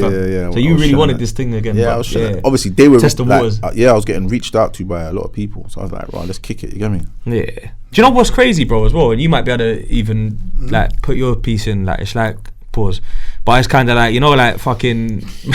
Oh, that was mad. You know, like fam. You know how like you had your done to your. You know what? Yeah, that was mad. You know, I'm on point still, even though I'm drinking. Fam, you know how you done a 10 year and you've written yourself off. Like blood, I'm not even. It don't even matter no more. I'm done out here. You know, like you said that's how you felt, blood. When you deep it, bro, it's always people that like are humble that do that. Yeah. Because, bro, in reality, you know, like as an outsider looking in, I can't believe you even did that, bro. Because, fam, I just feel like I know. And again, this sounds whack, bro, because we never condone in jail, bro, to the youth them. I don't condone that. I think the streets are a myth. Concrete don't love no one. You get me? But at the same time, it's like, bruv, when you come home, fam, you're gonna be like a super hood legend, bro. Do you know what I'm trying to say? Because I never thought that though. Nah, no. I just thought it was just over, innit? It's done. That's it. Like, that's the run finished. It's Khalas. It's finished, bro. Like, but it's mad because even a man like Krept, bro, like to get you on a tune, I know why he done that, bro. Because that's someone that grew up on you. Yeah. Age-wise. I was gonna say there's a YouTube video floating around from years ago where Tanner or Mayor Tanner. Tanner man. He's talking. No, Tanner. Mayor Tanner from Brixton. Tanner. Not Tanner man. Like Brixton Tanner. Tanner. Tanner. Yeah, Tanner. Tanner, yeah. My bad. He's got a video. I remember there was a video on, like, he was on Brixton Road and he was just talking about the fact that that he felt like Krept kind of sounded a bit like RA. His style was kind of like you were like the predecessor. Yeah, hell yeah. To Krept's style. I remember when he said that on YouTube. Yeah. Have you ever heard that? Have you ever heard anyone Yeah, I've heard people say that. Yeah. But that's only right though, right? Yeah, like that's because there's a youth called Froster from West as well, and he used to do tunes with Krept, and they went uni together, and they both got a similar style, but it's all from you, like the greasy voice, the delivery. Yeah, that's calm, man. That's facts. That's how it goes, isn't it? It's a compliment, sometimes, isn't it? Sometimes you listen to music and you get inspired by it. We all do that, bro. Like, yo, man, sounds cool. And sometimes you get me, but facts. It has to move on, innit? I'm away now. I'm gone. So it's better someone else go and pattern up. Like, one of the young generation has come through, shelling it. Keep it going. That's the full circle moment, though, innit? Yeah. Where you birth a certain style that inspires him. Yeah. He then patterns up. Young bucks. Yeah, this keeps going. Generational. Yeah, it keeps going. You know what I'm saying? So that's how it should be as well. Big up. And the fact that when you done the tune though, yo, bro, that was a moment, man. Yeah, and he kept me on my toes on that tune. Yeah, he did. He kept me this on my toes. I like this guy, bro. Bro, I like this guy, man. He's too real. He's too real. He was going. He's not even capping about anything, bro. Like, fam. Yeah, he kept me on my toes. Because one thing about him, he's got bars, isn't he? He's got bars. Yeah, he's got bars. See that new thing they just dropped as well. He's going mad. I was like Jordan and Kobe. Yeah. That type of. Yeah, kicking ball, bro. He's not as greasy as RA, but he's got like punchlines. Yeah, his punchline thing is crazy. He's Shelly, bro. Yeah, very. He's definitely kicking ball on that tune. And even later on, I learned to realise even Conan's hard. Yeah, Conan's hard. Yeah, at first I used to sleep on him a bit. And then later on I realised that, his thing's mad as well. Like Conan's hard. Yeah, he's got punchlines as well still. You get me? So the GIGGS tune on the new album, how would you think it was perceived? Was Pistol a bit bigger moment because it was the first time? Yeah. The new one, on the newer one, it was just more of like we're just doing it now. Yeah. I can say to you, the first one obviously was more of a classic because it's never been heard before. Like 100 on a track again. Yeah, 100. So you got Blend and Mix with GETS. Mad, I've got that saved. Obviously the one with GIGGS. See, my top RA tune's gonna be the freestyle based on nostalgia, but after that, So Did I is my favourite. So Did I is big tune. That second verse. Yeah, So Did I. That's just like Jesus. Like I said, innit, that's it, innit? So did I. That's what you were just saying. Yeah, like you done it all. So did I, bro. Yeah, and it's a mad thing as well. Cold. Oh, you want this, bro? No. Fam, I'm going for a hat trick, bro. You're killing it, bro. Yeah, you're Saturday, them, bro. Yeah, fuck it. You don't judge me, man. Nah, you definitely. know these white guys can just. These white guys got a different threshold. You know. He's driving after. He's driving. He's driving. Well, that's a snitch thing, bro. The feds don't watch our show, bro. Fam, you never know, They don't watch our show, bro. I'm getting cabbed, fam. I don't know what he's talking about. I don't even have a key, fam. You get me? Bro, my favourite song. Go on, I want to hear this instead of snitching. At the moment, the Wrap Up 2022 because I'm glad someone said that. Talking a lot of things on Wrap Up. Hey, Wrap Up. I had to watch the Wrap Up before I left my house today just to refresh it. Guys, there's a lot of talking points on the Wrap Up. Yeah, there's a lot going on. Especially if we're cutting the crap. One thing, but one thing's for certain, and two things for sure, is that on January the 1st, I'm going to be searching RA and Uncle Murder on Apple Music. You know that already. Yeah. One day, yeah, it's coming. One day, I think we need the collab. Can we try and line that up? Yeah. Oh yeah, we need that. Would be cold. Can I be the person that tries to do that? Yeah, why not? Alright, let's get that rolling. That'd be cold. Let's get that rolling. Yeah, why not? But how's that come around, man? Talk to us, man. That's a mad moment, isn't it? The Wrap Up. Yeah. Yeah, from Rapman, innit? I didn't really pre it before. I'm not gonna lie to you. When I was in jail, I didn't really know about it. Like that, I didn't know. Yeah. And obviously, Rapman shouted me. Obviously, before he went Hollywood and that, like straight, literally, literally Hollywood. Not even like blue story, mad. Before he like bust and went like in the different into that world. space. Yeah, like he shouted me like, yo, like obviously that actual convo, bro. The convo was bad. Yeah, the convo, but I'm saying the actual conversation on the first Wrap Up I did. Start where I'm speaking to Rapman on the phone. That was the actual drip. Like he was like, bro, I think you should like you might as well just pattern it because I ain't got time to do that no more. And obviously I can do the storytelling. Like, 100%. Eyes closed. Yeah. So obviously I was like, proper why not? Yeah. And that's it. That just came about like that. I just smashed that 2019. And then from then it's just I've just got it now. Yeah. Do you know what? It's mad because when I deep the timeline of things on Apple Music, fam, I've been in tune from the start, bro. Yeah, this is all like saved songs and that, fam. Yeah. So you've gone from Force My Hand was hard, by the way. Felony was my first tune. I remember. Yeah, straight away. Cold though. Yeah, gold. But the convo, you got part 2, part 1, part 3 as well, innit? Yeah. Parts all the way to part 6. Is it up to 6? I was gonna say that, because I thought it was 5 off the top, but 6 makes sense. Nah, that's mad still. No, but they were cold. You look like you was over. Man was but as you getting out of this, man was getting pinned up. Hard ads are scoundrels. Yeah, for real. They are scoundrels, bro. I said, I bro, that just flipped it off. I said, what? I said, bro. Did my man join the thing as well? Someone came. The brother from. Someone came to lay it off in the next episode, boy. It was rescuing man from a. Oh my god, the it's mad now. I said, bro. Yeah. No, bro, but that's crazy. That was very cold, bro. So off of the back of the combos, it's kind of like, yo, I'm gonna take over the wrap up as well. Because obviously it's story made, isn't it? So the wrap up, I just had that in the bag. I can't believe how quick time's gone though, because when I look at the tunes that have come out, bro, I still bump Adam's Family today. Yeah, they're all big tunes. Yeah, blood, you get me. So why is 2022 wrap up your favorite so far, in your opinion, bro? I think because it's mine as well, so it's interesting to hear that. Everything. I played it before I left my house today. Touched on everything. And you went global, bro. Not a stone was unturned. Yeah, and it's not local. These things must take time to write, you know. Man touched on everything. I said, this guy, there's nothing this year. Yeah, man, just shell it, bro. I'll be in the booth and then man will just be. Yeah, that's the question. Man will just be in the booth. I got a bridging that, like December times. Them times there, that's when I start. Do you like draw up a list of stuff? No, but my brethren will send me stuff. Like you keep sending me stuff. I remember this, this happened. Big up my guy, he's important. So obviously, he's important. I'll have that, and then I'll just go in the booth, and then I'll usually I'll just do it all like in December, halfway through, so I don't miss nothing. I'll just but then when I'm in the booth, like man will be there, like, yo, Oz, you forgot this. And then they'll say whatever it is. Obviously, I can think on the spot quick, innit? So like, I'll just be in the booth. I was like, all right, run the rhythm, and I'll just drop like the 8 on mix with that. And then I'll say, oh, you forgot this, and I'll just keep adding. But this time was different though because of the World Cup.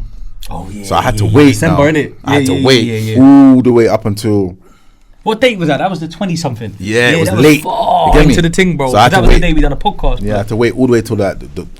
Won the World Cup, and then I had to come back and just give them the last bit. Catch it all up. He said a lot of things. Yeah, 100. One of the things that really stuck out to me, well, a few things stuck out to me, bro, to be honest. I kept it real. Yeah, facts. You know the part, like, let's just really cut the crap. Yeah. Cut the crap episode. UK rap scene, drill scene, rap scene, music scene. Everyone ain't friends. Everyone doesn't get along. Is what it is. But you have events in the industry. I'm sure the same thing happens in America, yeah? Some people not getting along are more widely known than others. It is what it is. But when you've got events where organisers of the events may be aware of this, may be privy to who is not on the best of terms, can they sometimes take sides and go, fuck it, we're inviting that artist and that one because his thing's going off this year, but because he's here, we're inviting none of them. People pick sides by default, bro. Because I heard that in the thing when you mentioned not being invited to a rated awards, and I absolutely can't believe that. Yeah, that's mental, bro. Absolutely can't believe that. But then I heard another artist mentioned maybe not getting into the mobile awards. I think I might have been M24. So they were like, he said he couldn't get into the mobiles and the thing he's just dropped. So that's mad. Like UK's fucked. Is there a way, like, because I'm not even trying to go down that path right now. That's not my mindset. That's not my narrative. Who don't like who, whatever. If people know, they know. But it's like if I decided, say we wanted to put on a festival, it's like, what do you do? Like, what do you do? Like, you pat it in certain ways, because I've been to a festival. So how they do it in festivals, they'll give you like 30-minute slots. Right. So they would invite, say like you got Joe Bloggs, he's beefing John Doe. Yeah. So obviously they'll bring Joe Bloggs, and then they'll say, all right, cool, your set's like 10 minutes, and then you got like 20 minutes to mingle after, and then you have to leave the venue because obviously we're inviting John Doe. You get me? John Doe's coming after. So obviously, I feel like you're John. I feel like I know this is only an example, but I feel like you're John. No, but you know what? You know when the man's got to go because John Doe's coming. He's saying it like he's John Doe. Like, no, but you know he's the one who's got to go. He's the one who's coming.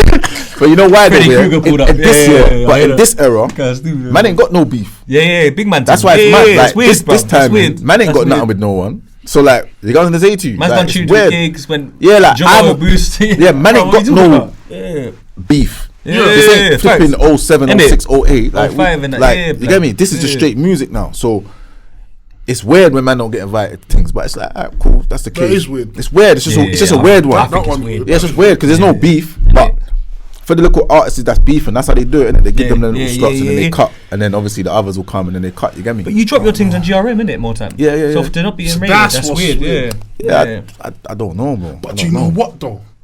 You never know what is said in the shadows. You never know what people say when no one else can hear. Yeah? You never know. You never know. Or they might just not see me as valid, like someone. You're valid, bro. Not like that, but I mean, like, raw, like, man might not I come know up what you in mean, the talk, people, like, in that whole list that they inviting. They're definitely, they're definitely number chasing. Then it's like them kind of things. They're number related rather than cultural impact of that. Yeah. That's the thing that frustrates man about the scene is kind of like, if we're talking cultural impact, this guy has impacted the culture in many ways, bro. From grime to rap. But then you got to drop it like as what you said. Obviously, man's going off of who's doing numbers. Yeah, like super numbers and who's like doing millions, big drip. Like we need to get them on board. So then it's a business. So then obviously, man's name ain't gonna be called in a certain way because man ain't doing like 1 million in 2 days. You guys gonna say to you? But your numbers are high, you know. Well, obviously, it up, bro. You guys gonna say to you, but now, do you know how hard it is right now? YouTube's changed, and you're still racking up it's bits, mad bro. hard, bro. But compared to certain man like the Tion Waynes, right? The Russ Millions, all of the like. Obviously, they're popping now, innit? 100%. They're so obviously. Oh, you're on 500,000 in 2 weeks with the wrap up, you know. Yeah. Blood, let's salute the thing, come on. Come on. Fucking hell, blood. 100%. You know what though? You get me? Fam, that's everything big, he's bro. saying is true, bro. Everything he's saying is true. Because if you look at someone like Heady One, he's no slouch. Nah, he is no slouch, bro. But they pick. But he don't get invited nowhere, they pick bro. The other he ain't getting invited nowhere, bro. I know what you mean. Tion's everywhere. He ain't nowhere, bro. Yeah. And that's not a slight to him because he's serious in his own rap. I feel like in a sense. Bro, these numbers like, and bro, do you know what? I'm not gonna lie. These numbers, bro, they're saying stuff, bro. Yeah, but bro, you know what I mean. Numbers, yeah. but I'm saying numbers compared to like in and popping Donnies now. Yeah. You know what I'm saying? It's a bit of a youthful game, innit? Yeah, bro. Like you get me, and I get it as well. Don't get it twisted, but so it is what it is, and I don't even hold feelings no more. But I just voice it when I feel like. I think you're too gangster to hold feelings. Yeah, I just voice it when I feel like. I get you. So that's why I just wrap up. I just might just say one or two things. You get me? I like that stuff though. No, they're the bars that make me giggle. You know, like when you're just chilling and you listen to the thing. You just say a random thing. Yeah, come on, you get me? Yeah. Facts. What were your thoughts on Harry and Meghan, bro? Because you touched on it. You got it. On the thing, yeah. I thought he was bugging out, but it's true. Harry and Meghan. Yeah, their one's a weird one as well, isn't it? It was just a weird like situation in whole, and if. Like we said, we both don't know. We don't know like what's going on both sides, innit? It's just a weird one, innit? Especially that type of politics. It's bigger than man in every single way, bro. Yeah, it's massive, bro. He is slinging a lot of mud. Yeah. You know what I'm gonna say? Are they snitching? G-Class, is that snitching? Is Prince Harry a snitch? Hell yeah, bro. Come on, a little bit. But you know what? They're civilians, isn't it? They're civilians. That's what I'm gonna say to you. Is Prince Harry a civilian? That's a better question. Is he a civilian? Yeah, he is, bro. He is. Like bodies and shit. That's how he's got like 12 bodies. I'm saying that man went on the. He's slapping man abroad. He got 12 bodies. Man rolled out, innit? I know what it is though. They're like on the civilian wave. They can't be snitching because obviously I always tell man, innit, when it comes to the snitch. Obviously back in the day, man used to say it, innit. Like someone might see you doing something and tell the GIGGS. Neighborhood watching that. Yeah, but they're not even snitches, bro. That's all they know. Yeah, they raise like that. Like when it's the thing to do. When it's real life, when real life shit happens. They can't go and get a machine or call their dogs up and say, "Yo, come here, go and rally for them." Their only out option is the police. Yeah, facts. That's all they know. So when I look at it now, like them people, they weren't even snitching, bro. They're just doing what they know, innit, bro?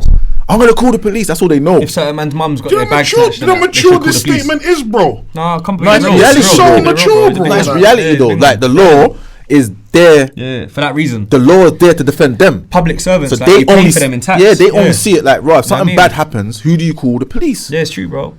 That's the reality. But the snitching line comes into the man when that's on the road. Yeah, if you're pushing this road thing. And there's a lot of them. Yeah, you're pushing this bad boy thing, and then you're dealing with the police as well. So you're playing both sides. That's where the snitching comes in. Yeah. But for the public, for a man who does a 9 to 5, he's not on the road.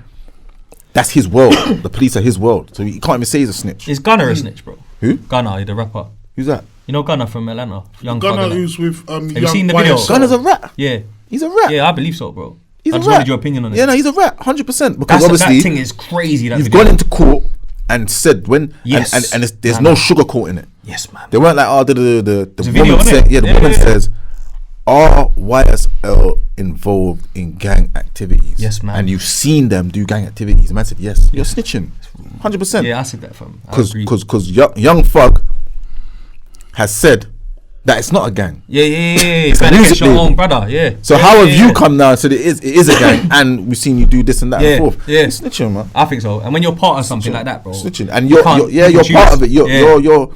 We can't say that you was a 9 to 5 done. You was ganging it. Yeah, you was rolling with him in the car. You was ganging it, bro. When it was all when it was all good. When it was ganging it, bro. Yeah. Before anything, you listen to Gunna's tunes. You're talking smoke. Yeah. You're talking smoke. You're talking nothing but was. You're involved. I rate that. Obviously, you That's snitched. what I said on one you episode. folded and you snitched, bro. We was on one episode and the man them were trying to give him a pass because he wears like handbags and that. And he's Who, not like Young that. Thug? Yeah, Gunna. You know, like they wear sometimes they're a bit kinky. Regardless. But I was like, blood, he was part of the team. Look, Young Thugs wore a dress before, but he's involved. That's what I'm trying to say. So like, obviously, once you're part of that life, bro, like that's when the snitching comes into it. But snitching can't be applied to a regular civilian that's 9 never to done 5 anything. person who's not on the road. From once you're not on the road, you can't be a snitch. Yeah, simple. I agree. There's no two ways that's around. What like you said, they're there for a reason. Like that's all they know, bro. Yeah. If man violate me, I can say raw. What? Okay, bam. You get it. That phone call. I'm going pattern up. I'm a stepping. Yeah. I got the dogs and that's there, that's ready. You get me? Yeah. It's that way, you get me? Yeah. But to a 9 to 5 even if you don't have to personally because you're a big dog. Yeah, like obviously I can bro, you're going to say to you, but I'm saying 9 to 5ers, bro. Yeah. You go and trouble a 9 to 5 on the road. Let's just say we take his kettle. Yeah. Take a 9 to 5's kettle, take that off. You're expecting that phone call, innit? He's worked for that 999. Yeah, he's worked for that kettle, innit? He's paid how much of it he's paid for. He's probably even got it on finance. Probably still paying it off. I'm gonna say to you, like, so we've took that from him. But his alarm goes off at 7:30. What's he gonna do? He can't go and phone like no one like, raw man that's robbed me. Come, we're going to roll for them. That's not his thing. Yeah, you're right. The only thing he knows is that who can help. The police. That's what they're there. They're the law. They're gonna get my watch back, and they're gonna prosecute these people that's done me wrong. Facts. And that's it. Reality check, bro. Yeah. Nah, you're keeping it real. But a road man now, if you're claiming this bad boy thing and a man take your kettle and then you phone the GIGGS, you're a snitch. Facts, bro. Simple. Yeah, facts. Because really, you're supposed to just hug that or go and step for it. Yeah. Simple. Either or. Yeah, that's the two outcomes. The two outcomes is you hug it, take the L and come back harder. Yeah, or step for it. Do you get it? That's it. Bro, because you know what's real about that? There's like, I can't definitely, like for me, fam, I've seen things before where, you know, some man's thing isn't mashing work, some man's thing is hustling. You get different types of brothers on the road, innit? You get like the but gunman. You're still a snitch. Yeah, no, of course. I'm going the other way. No matter what, even if you're not a no, this is a fact, because you're outside. You're outside. If you're hustling, activity, never bust a gun in your life. Yeah, you can't rap. But you're shotting. No, the point I was going to make was the opposite. I was going to say, if you're the other side, you see when your things get took off, you just go buy them again. And take the L. That's the real ones. Even though it don't sound real on camera, that's actually the real thing, car. You know that's not you. You got eaten by the wolves because you're eaten, and it's not personal. You get eaten up, pause, and then you go back to the trap and you do it again. Does that make sense? What I'm saying? Yeah. Like I actually know people like that. Though. Some people, you know what I'm trying to say? Some people who lose their jewelry, and I respect that. might want to rethink whether jewelry is for them. Yeah, and some people got too much. Some people, it's not for you. Like some people walking around with that amount of value on you is not for you. Like, that's not for everyone. Yeah, facts. There's that too. But there was a brother fam. I'm thinking of like specific moments. But there's a brother that he had the things and that, and it's gone. And it comes back with the same better version than that next week, and that car, his thing was endless. That's been done. I've seen that in America. Yeah, you can do that. I've seen that in England. Upgrade the chain and just like you know, like it never happened. Yeah, but I respect that more now. You know, back in the day, you laugh at it. Oh, fucking yeah, man, let's do the thing. Like, I'm not about it. I just get my bread. You lot took that. I got a better one now. See you later. But he never ratted, so it's I never ratted. I still kept it true. Kept it true. So that brother there is going to be respected highly. Yeah, bruv. Because he didn't tell the Jakes. The Jakes might even he might have been a. They might have been arse man. Yeah, that's what I'm going to say. There's this thing that's happening. And it's road antics, and the feds end up turning up, and the man that's hold the order. Like, I don't know what you're talking about. And it no comment. I don't know. I don't know what happened. Like obviously, get me. Even when it comes to like even a man's thing's not even getting taken. Bloodshed. Yeah. You get me? And a man just still says, "No, I don't know what you're talking about. No clue. I didn't see what happened. Yeah, no clue. Sorry, I don't want to work with you." Facts. There's that order there. Facts. And can't help you. Yeah, I can't help. Sorry, mate. Because you're on the road. Yeah. You know the code. Yeah.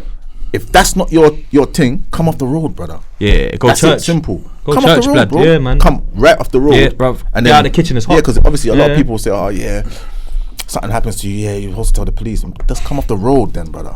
Yeah, the kitchen's. Once you come off the road, you're allowed to call GIGGS.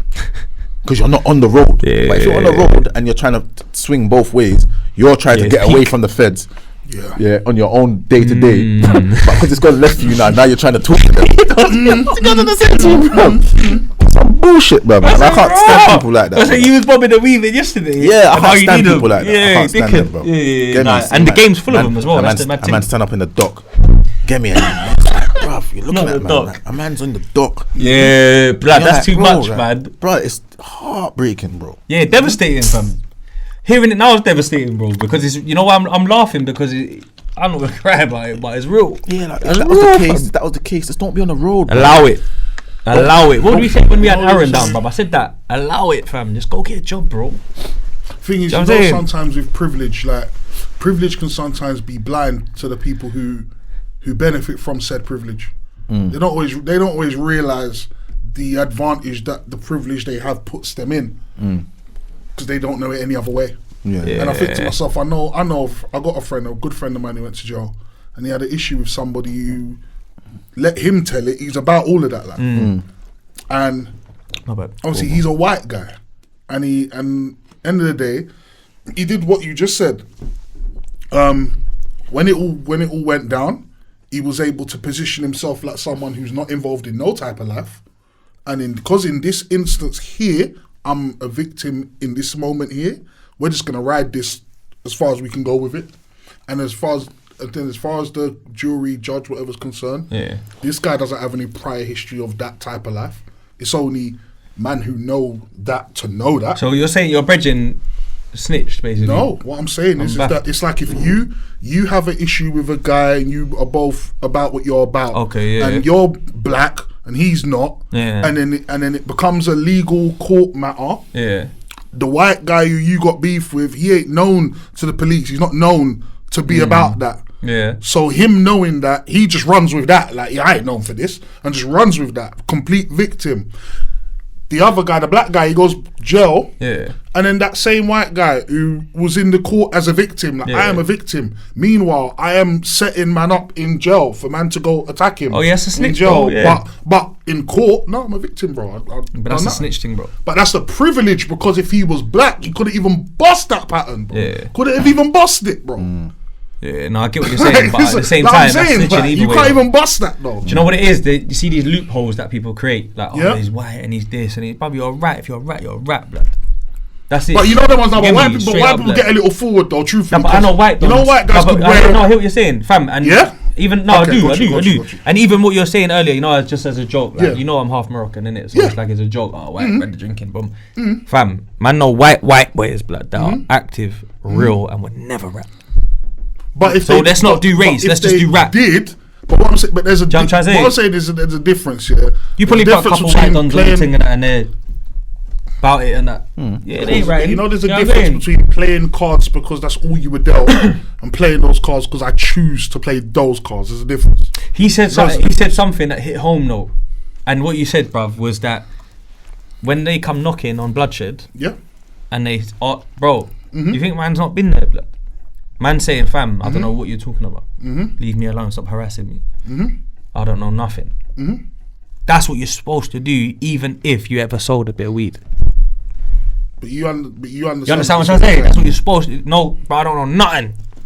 Can't help you. Sorry, but bro, done. But bro, the black guy, all that raw. I've never been known for that. You're a snitch now. But the black, what I'm trying to tell you is, bro, is that I might have, as a man, I might have certain aspects of my appearance that could make go against police you think, in that limelight. Okay, that guy looks like he's involved in something. He's got the little telltale signs. I think he's involved in something. A white person who is presenting himself exactly how I've presented myself today does not look like, in the same people's eyes who I look like certain things. Yeah, but he does not look that's like that. He don't look like that. No, but it matters because he doesn't look like that. He's still though.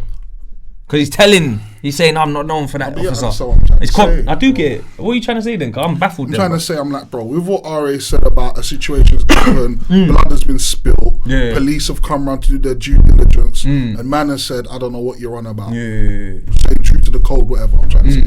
It's like, alright, cool. If that was me, and I tell the police, I don't know what you're on about, they know I'm just trying to hold the code. They don't believe for 1 second that I don't know what's going on. They just think, alright, no snitching, yeah? Cool. If I'm Tom Baker and I'm a white guy and I'm exactly the same and I go, I don't know what you're on about, you might believe I don't know what I'm on about. These times I'm on the most you talking about judgment? You might not know what I'm on about. You're talking about judgment. So someone judging I'm you. Saying basically my point is basically, bro, is that raw. With whatever happens on the street between man who are doing whatever man are doing, it's like, cool, that's between the man them. Yeah? Once it becomes a police matter, yeah, they don't necessarily see it the same way that the man them who are involved in it see it as.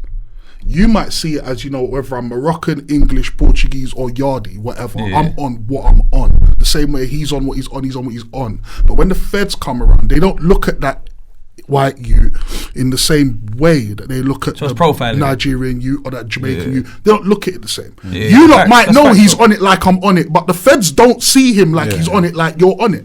They don't see it like that. That profiling's real, if that's what we're talking about. But I thought you was telling the actual story. No, but I was saying, for an example, I'm saying my man bust a move that only a white man could bust, is what I'm trying to say. Oh, like a black man could not bust that move. Because of the profile. But the snitching thing, when you go road, feds, I'll just pick and choose when it suits me to be civilian. But the thing is, this is the thing, bro. This is the thing. The feds can look at it one way, but we're not feds, bro. Right. We're the opposite. We're outside. So when we look at it, we go, he pulled that card. That's a bit ratty, bro. What you're saying? You're saying that he's like pulling the card, like, you know me, I wouldn't do that, officer. He's communicating. In a way where it's kind of like, you know, he did it because I didn't, kind of thing. Yeah, that's ratting, bro. Yeah. Me personally, forget all of the little, you know, the little loopholes and that. It is what it is. Said, if you're not honest working, 9 to 5 working man, you're doing something a different way, then I get it still.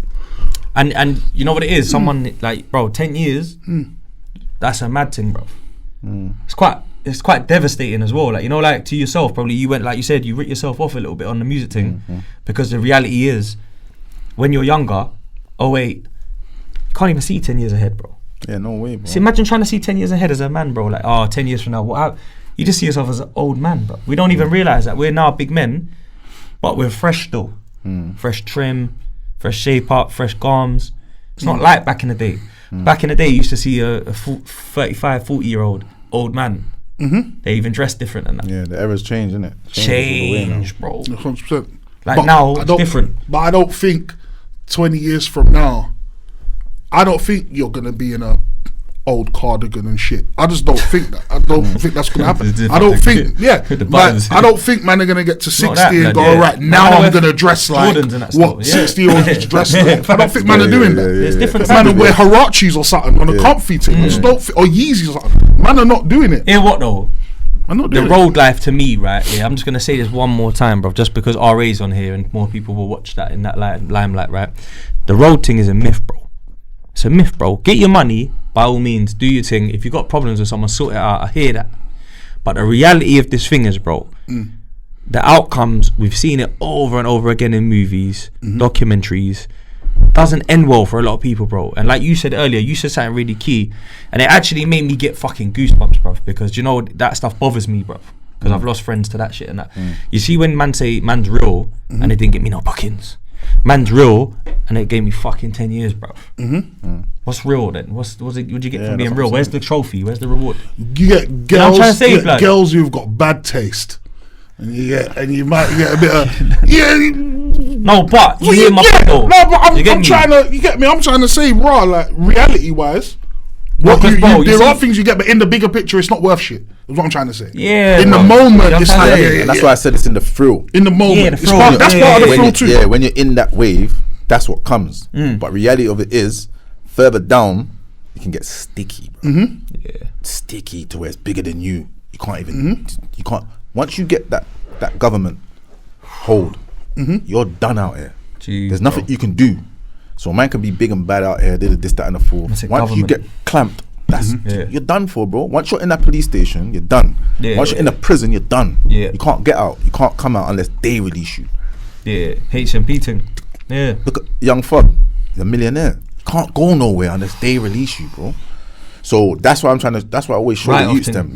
Once you get locked in a certain way for this, for certain other things, where it's not going to be no dilly daddy thing, but you're done out here, and you're going to be in your cell stressing. Get me? On your own. Like, you're going to be stressing. You're done out here. I've seen man in a can scratching their whole of their head out. Like, you get me? Like mad, innit? Yeah, man's done for, bro. I've seen man like turning mental on that, and then you say to yourself, only if I did that.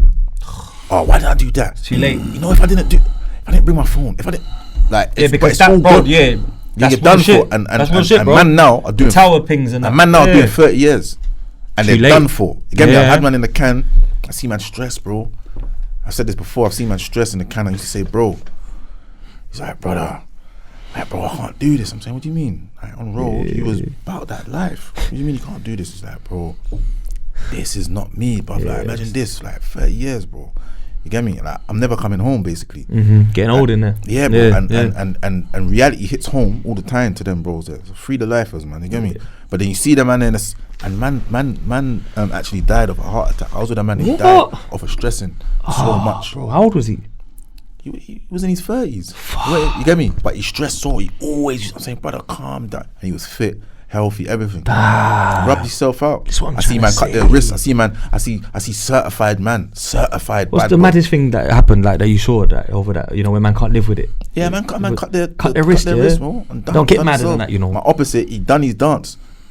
Man come out, man look through the flap. He's just in there swinging. Raw, hung himself. Yeah, done. And I'm saying, raw. These youths are like man who's proper like about that life as well. That's why. Fact. Yeah, like it's not. This ain't like raw. These are not weak dons, bro. Yeah, it's not like a 9 to 5er who's gone jail and he just don't know what to do. These are people that was about that thing outside. The man cut their wrist, sprayed up the whole of the cell, done his dance, and man hang himself. Because there's a lot of factors that come into this. That's not nice. Yeah, it's the fact that it's out of your control, like you said. They got you clamped. It's out of your control. That's what I'm saying. Before it gets there, that's why I try to tell these little youths now. Stop it now, bro. I hear what you're saying. Gang. All of this. Boom, boom, boom, boom, boom. Know what you're doing, because you see when it reaches to that level, it's not nice, bro. Where the judge is saying, the judge is telling you, like, listen, you are not going to be released until the parole deem you suitable for the public, for release, bro. Fucking hell, blood. The judge is telling you that you are a danger to the public. Yeah. You're done out here. When the judge is telling you that, bro, remember that all gets written down. He's not just saying it and then everyone's gonna forget about it. It's not waffle. Yeah. He's saying it. That all gets written down in your file. So you see, when it's times come for parole now, the parole boards are reading that statement from 20 years back, what the judge said. You know, you're judged. That you're deemed the public to this. So now it's up to another civilian that's never lived that life. Never. To look at your determine if you're gonna touch road, and that person there is determined. He's a civilian. He doesn't know about this, but what he's looking at is that you're a danger to the public. He could be a milkman. So you're a danger to him. Yeah, because he's them. Fuck. You're a danger to him. When you put it like that, you're a danger to him. So in his eyes, like, why should I let you out? Yeah, because you could have done that to me. And you can still. If I let you out, you might do that tomorrow. So man need to realize, bro, when man start getting these hefty birds, bro, I call them ostriches. Gee, big buds. Yeah, you see when you start getting them, bro, you're done for. Sesame Street thing. And you're gonna be balling in the can to come home, and your brethren disappear. All them money that you was riding for, man, stop sending you money. After 2 years, it was free. They forgot you even existed. Yeah, but after 4 years, you can't hear from man. Man's ghosting you on visits.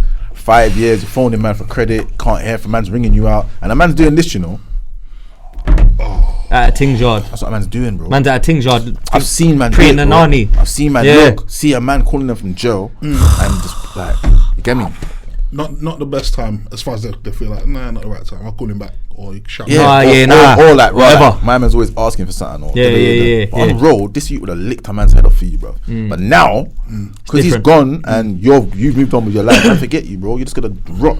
So all these men and that gang every minute, bro. Yeah, it's not real, innit? After 5 years, brother, the dogs are gone, bro. Yeah, long time. Gone. So that's why I always try and make man get prepared and ready for that outcome, because there's only 2 of them outcomes, bro. Yeah, sad. The floor, or the, you don't want to be an evil, the iron to be door, honest. bro. So yeah, facts. And you know what's mad? It's mad because when you deep it, bro. Like we had one brother on called Ghost, from Reading, and he done 99 years IPP. And he thought he done well. Do you remember? Remember when he was young? He got an AM, and he was like he's solicitor, barrister, whatever, defense lawyer. Done his thing and that.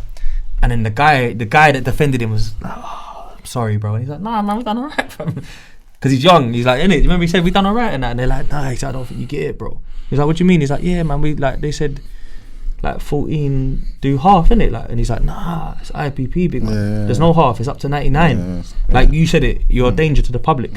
So because you're a danger to the public, you got to sit down, big man. Remember, and he said it hit him like a ton of bricks, bro, and it's just like, fam, 10 years, like I think, what did he say, 6 years in, the people that he done the grind with and that, no one could, you couldn't. That was the same thing with me, bro. Like I was in jail. I went to jail. I got like a little 8 months. 4 weeks before I got my big bird. Oh, swear to God. So I came home, and I didn't know that, you know. Back to Brixton prison, and I was just here 4 weeks ago on a bird. And I remember looking at my C-numbers on the gov on the computer, and I remember where it said 8 months. And then when I've gone and looked now, 99 years. Did you IPP thing? Yeah. I didn't know that, you know. Yeah. Oh, bro. It was crashing. I was like, I didn't even know that. I looked and I said, yo. I thought you actually got sentenced for like, nah, bro, like 18 or something. No, I got the full on. So, and I looked at it and I said, bro, I remember I was here the other day and I had a release date. Now there is no release date, bro. Now for a man that, you got to think of a man, that's solid. Yeah. And then you got to think for a man that can't handle that kind of pressure. A lot can't. And you're not solid like that. If you look at when you're coming home, and you have no release date, and it says 99 years. But people don't even live that long. Break, man, bro. Yeah, people don't live that long, bro. Man, bro. Yeah, blood. And that's why enough man I've gone mad in jail. 100%, bro. Yeah, mental. They crashed the mental health. Yeah, it's all got them. I'm made a pact that's never going to be me. I'm never going to stress myself. You come out with a hairline and a skin face, bro. I'm never going to stress myself out to the wave where I'm going to kill myself. Or man's causing heart attacks. Yeah, I'm going to come out still replenish, bro. And the road thing, there's a lot of karma that comes with it. Yeah, bro. You get me? So energy. So you see how you're saying like he's stressing himself out and he done a heart attack thing. He could have all been a demon outside, brother, and that's his karma from as well. Not to got rest in peace, of course, but you know. It happens to enough, man. Yeah, I've heard of man where it's like they're putting in hefty works, brother, and then they have a stroke at 42 and enough man, you know what it is as well, enough man go to these little funny jails and think they've been jail. Right. What's the difference? It's big drip. You go to like dispersal and you go like ACATs and that. Well, it's not no joke. You get me? But enough man, obviously they go like Thames side or something. Yeah. You get me? Or do you like your local? You get me?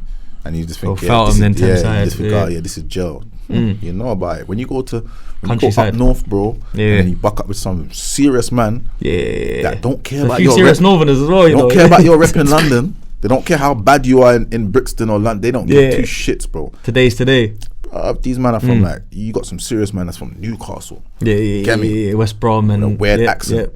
and they're from Newcastle and they're certified in there. Done their thing. They're certified in jail as well. You can't come up there on some like, man's from London, man does this, man don't care, bro. Yeah, it's not enough.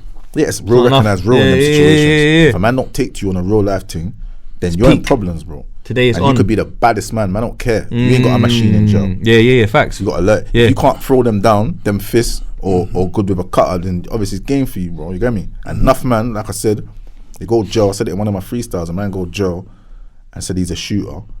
He can't fight. I say it's a cop out. You just get knocked out, bro.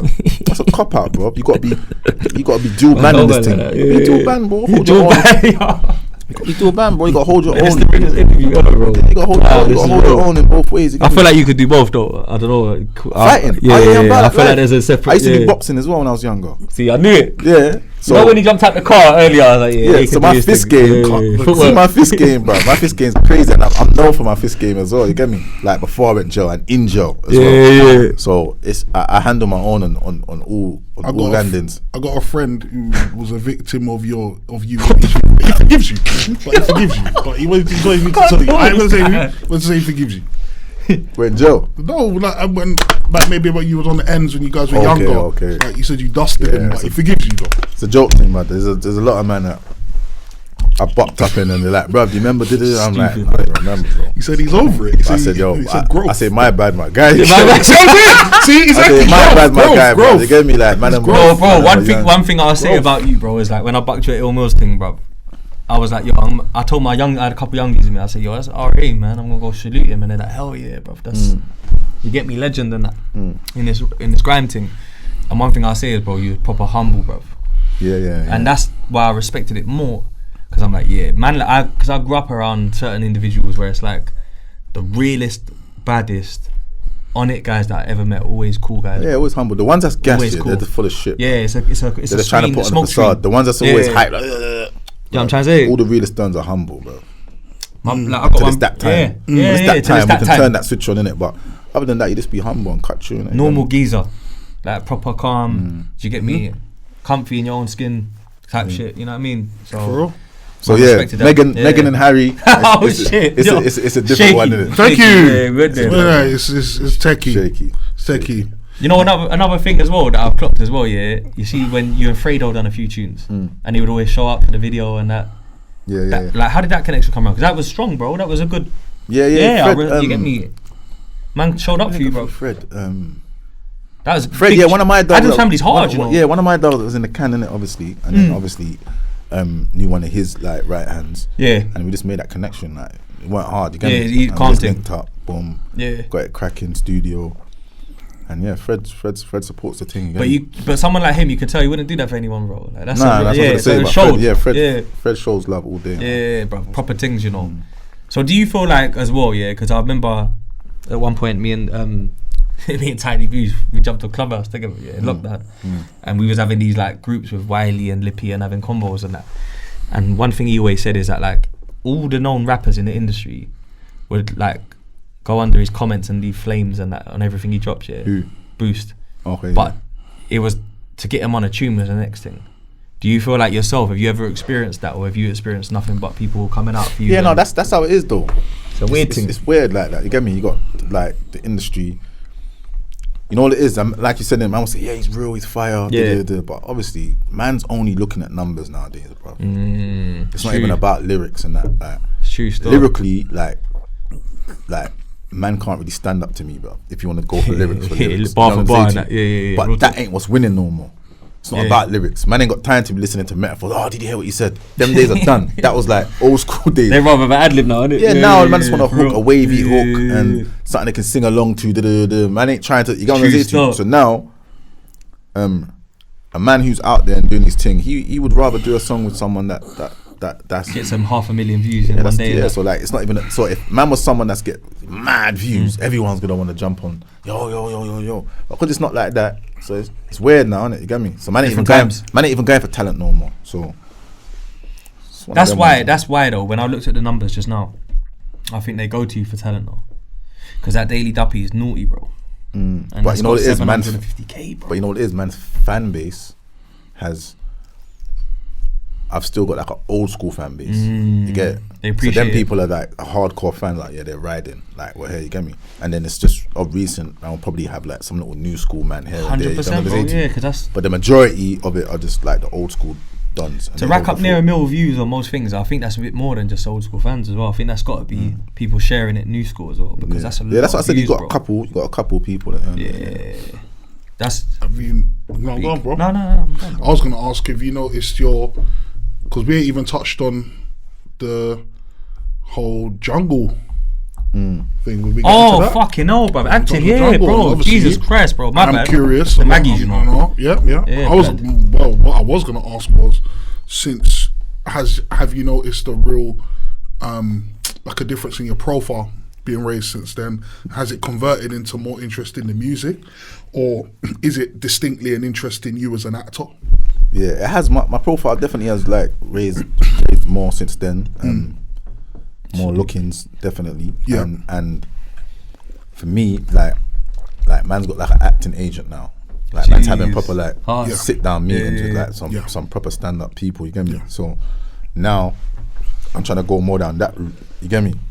Because obviously they're saying that you want to speak to these people, like they're like, listen, there's a market for you, bro. Yeah. Like you. Like not even just the villain kind of thing. You can do other roles as well. You know what I mean? I'm laughing because that car scene. I just can't ever see you get to the point though where like Ice Cube got to the point where we do like family movies and that. I can't ever see RA in a family movie. I can.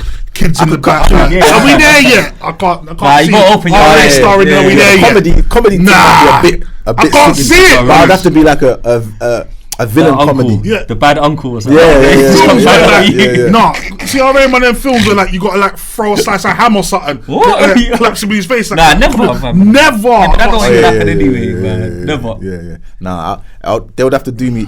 Don't get me wrong. I'll do a comedy. Yeah, but they'll just do me. You have to do me nice in the comedy. You get me? You have to do me correct. You get me? You can't just do me up like. You know when you watch Meet the Parents and Al Pacino, Robert De Niro, and he's the granddad, but he's greased and he's G-checking that. Yeah, that's him, blood. Hey, I'm telling you, fam, man. He'll say, yo, you trying to date my niece and that? Come chat to me. You know them ones in the comedy. You can do that, fam. But do you know what's weird about that? You see, like, basically, be the dad, or the uncle. You see, like Rapman passed over the wrap up, and then he's gone and you've done the combo with him, which is almost like a Shiro story and a Blue story in its own right and respect. Then you've gone on Prime and done the Jungle. Is the relationship with you and Rapman in a space where like the next thing Biggie does, you could be included in that? Yeah, of course. Me and Rapman's cool. Like, man spoke, speak on phones and that. Like got his number and that. So, because I think that is a look, bro, right there. Yeah, Rapman's good stuff, man. But he's busy, innit? Yeah, naturally. Especially with what he's doing now. Yeah. He's busy, so. But yeah, definitely. That makes sense though, because it's like you went and done your own thing. Yeah, but there definitely could be angles. It's gonna line up. Yeah, the stars are gonna align, bro. I can see it because my man's deep in the Netflix Hollywood thing now with the Rock Nation thing. You got the youth that he fucks with that done Harder They Fall. Do you know what I mean? So it's like it's coming, blood. Yeah, no, man's pushing. Man's gonna be up there soon, man. How do you feel about acting? You enjoy it? Yeah. You enjoy it? Is it quite hard to get the lines together? Nah, because obviously when you're like a musician, we have to remember bars. You gotta do a whole tour and that. Yeah. So it's like it seems like it would be hard, but it's easy though. It's actually better. True, yeah. Ray's character weren't trying to let the worker go, boy. He wouldn't let the worker go. He wouldn't let him go. He wanted to leave, bro. That worker's like, bro, my girlfriend. You know what he done? He dropped his phone, bro, and he baited up the whole move. If he didn't do that, remember he said, like, I'm just doing this one move and I'm out. And I'm out of the thing. But you wouldn't let him. He was like, he was talking like he got money still owed to you from the previous but remember, job. But if you see it, reality, I had these readies for him. But remember, when I got splashed, if you look back at it properly, remember, I given the money to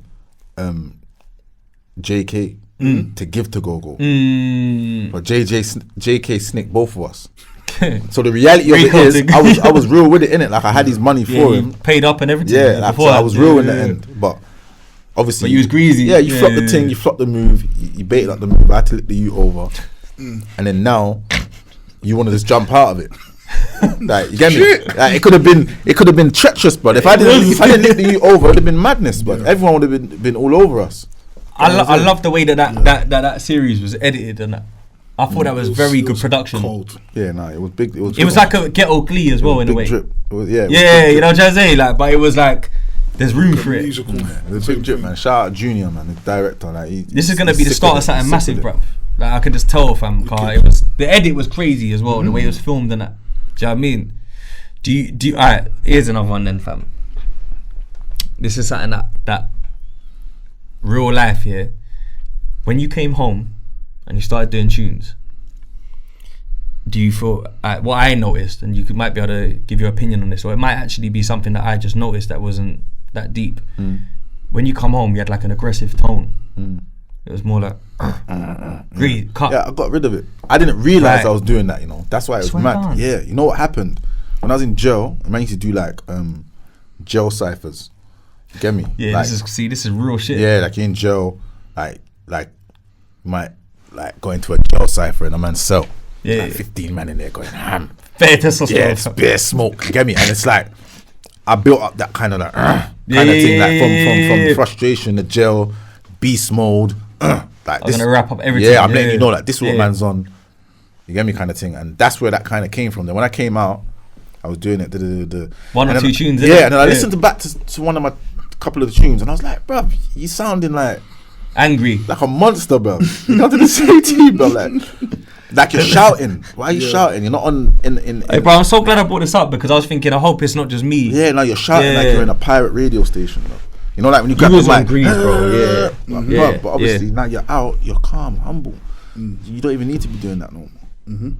So then I kind of just brought it back to reality.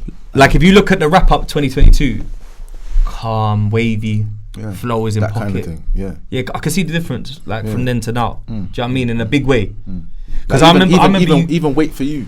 Yeah, definitely. 100%, like Wait For bro. You and the Meek freestyle that I did. Like, bro, they were all like in different tones. What's the tune you done in the red nightcoat? That's not Wait For You. That's the love song. Yeah, fam. Yeah, your love song. Let's not come back. Big up your thing, bro. You know, come fam. Yeah. You see, I watched everything. Yeah, do you get me?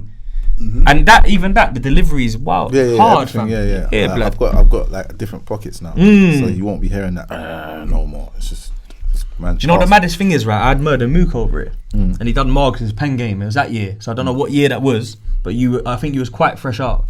Yeah, I was fresh out. Yeah, that was same. That was all 18 time. And I showed him a couple of your tunes, you know, and he was like, "Yo, this is Murder Mook. This is my boy. It's my dog. Yeah, so it's not even a thing me sharing this. This is like me and him sitting in a hotel." And one thing I do, that I don't really say this much on camera. Anytime I'm in America or dealing with Americans, I promote everyone, whether I know them or not. If I think they're good, I run that. Look at my guy, boy, he's hard, whatever. That's just what I do, bro. I show love. And he was like, "Yo, this guy's hard." This is what he said to me. "This guy's very, very good, bro. But he sounds too angry." He said that to me in them words, And then I was like, you know what? It's true. Let me show you some old shit. And then I showed him the old, and he's like, "Yo, my guy's fucking crazy." He said that, like, you know, like his own words. He clocked that. I clocked it though. But Americans are not used to grime anyway. Yeah. So for them, it's even more aggressive because they're not used to grime. Do you know what I'm trying to say? So. Yeah, I clocked it when I was doing it, and I just shut it off. Yeah. That's sick. Self-awareness. Yeah. Because I think you sound good like that though, but you sound better like this. Yeah, of course. There's more pockets, like you said. You can. That's touch more for rhythms. like battle rapping, bro. And all of that. Yeah, or like a mad grime rhythm. Yeah, that's more for all of that. You get me? Yeah, bro. Fam, I'll be honest with you, bro. This episode's been dope for me. I wanted it to make it the most deep RA interview there is on the net. That's what I wanted to make it, because I want to give man flowers. You get me, for the music, but I wanted one thing I've clocked when I watch your interviews, bro. I clocked that you keep it very real, bro. You say to the youths all the time, blood, like, think about what you're doing. Yeah, that makes sense. And I rate that highly, bro, because as a man, as an adult, there's a lot of bad decisions being made out there. And I appreciate you sharing your story, bro. Because a lot of man, you know what I mean, they don't have to, bro. You don't have to share your story. It's your story, you get me? No, like, it might be something that you want to keep to yourself, you don't talk about and open up about. So I just feel like, respectfully, bro, they need to hear it from, like, it's all good me and him sitting there saying, you them, ooh. But let's be honest, like, we ain't been jail like that, bro. Yeah, cool, man, no, man, and man's done stuff and red hair, but it's different, bro. It's different kettle of fish, bro. Cut the crap. That's what we're saying, bro, today. Cut the crap. 10 years of a man's life, bro, is devastating to get sentenced, first of all, and then to cope with it is a whole different thing, bro. Like you said, there's mans that are fucking cutting wrists and hanging themselves and that. and it's not a joke, bro. It's not a joke. No. Do you know what I mean? So music aside, I respect that, and I want to big you up for that. Like to the way that you keep it positive, and you know what you do. You take the best of the worst. Like it's a bad situation, but the best thing I can tell you from it is, whereas a lot of man, you know, some man they come on, bro. Like I know brothers from that do better in jail than they do on road because they got nothing out here. You got something out here. Like you're someone that can come home and say, fam, I came back, and of course I would have bust in the meantime. But now I'm here and I'm picking up where I left off, doing numbers. And you know one thing, like you'll do a tune and you'll do a remix and they turn out for you, bro. You know what I'm saying? Like Krept Konan on a tune, GIGGS on a tune. Bruv, there's yo fam, getting them, just them names alone without even going into other names, fam. That's territory that people couldn't even afford if they had money. You know what I'm trying to say? Like real talk, blood. Like some man could try and inquire about a paid feature and they ain't got enough money for that feature. Real facts. You get me? So it's just like testament to your legacy. Like RA, Brixton, Roadside Gz, 031, Breeze Block. You know what I'm trying to say? Like these things are heavy, bro. Like they're heavy in the game. You know what I'm trying to say? Block 5 all day. Block 5. Hey, pick up the artist as well, man. We didn't talk about him. You get me? Big like, up the artist. Big up the music video with you and I believe it's you. There's a video, right, with yourself and someone big, and the artist said it ain't coming out because he edited it and it looked shit, and he said he ain't gonna release it because he don't want to do no one dirty with a shit video.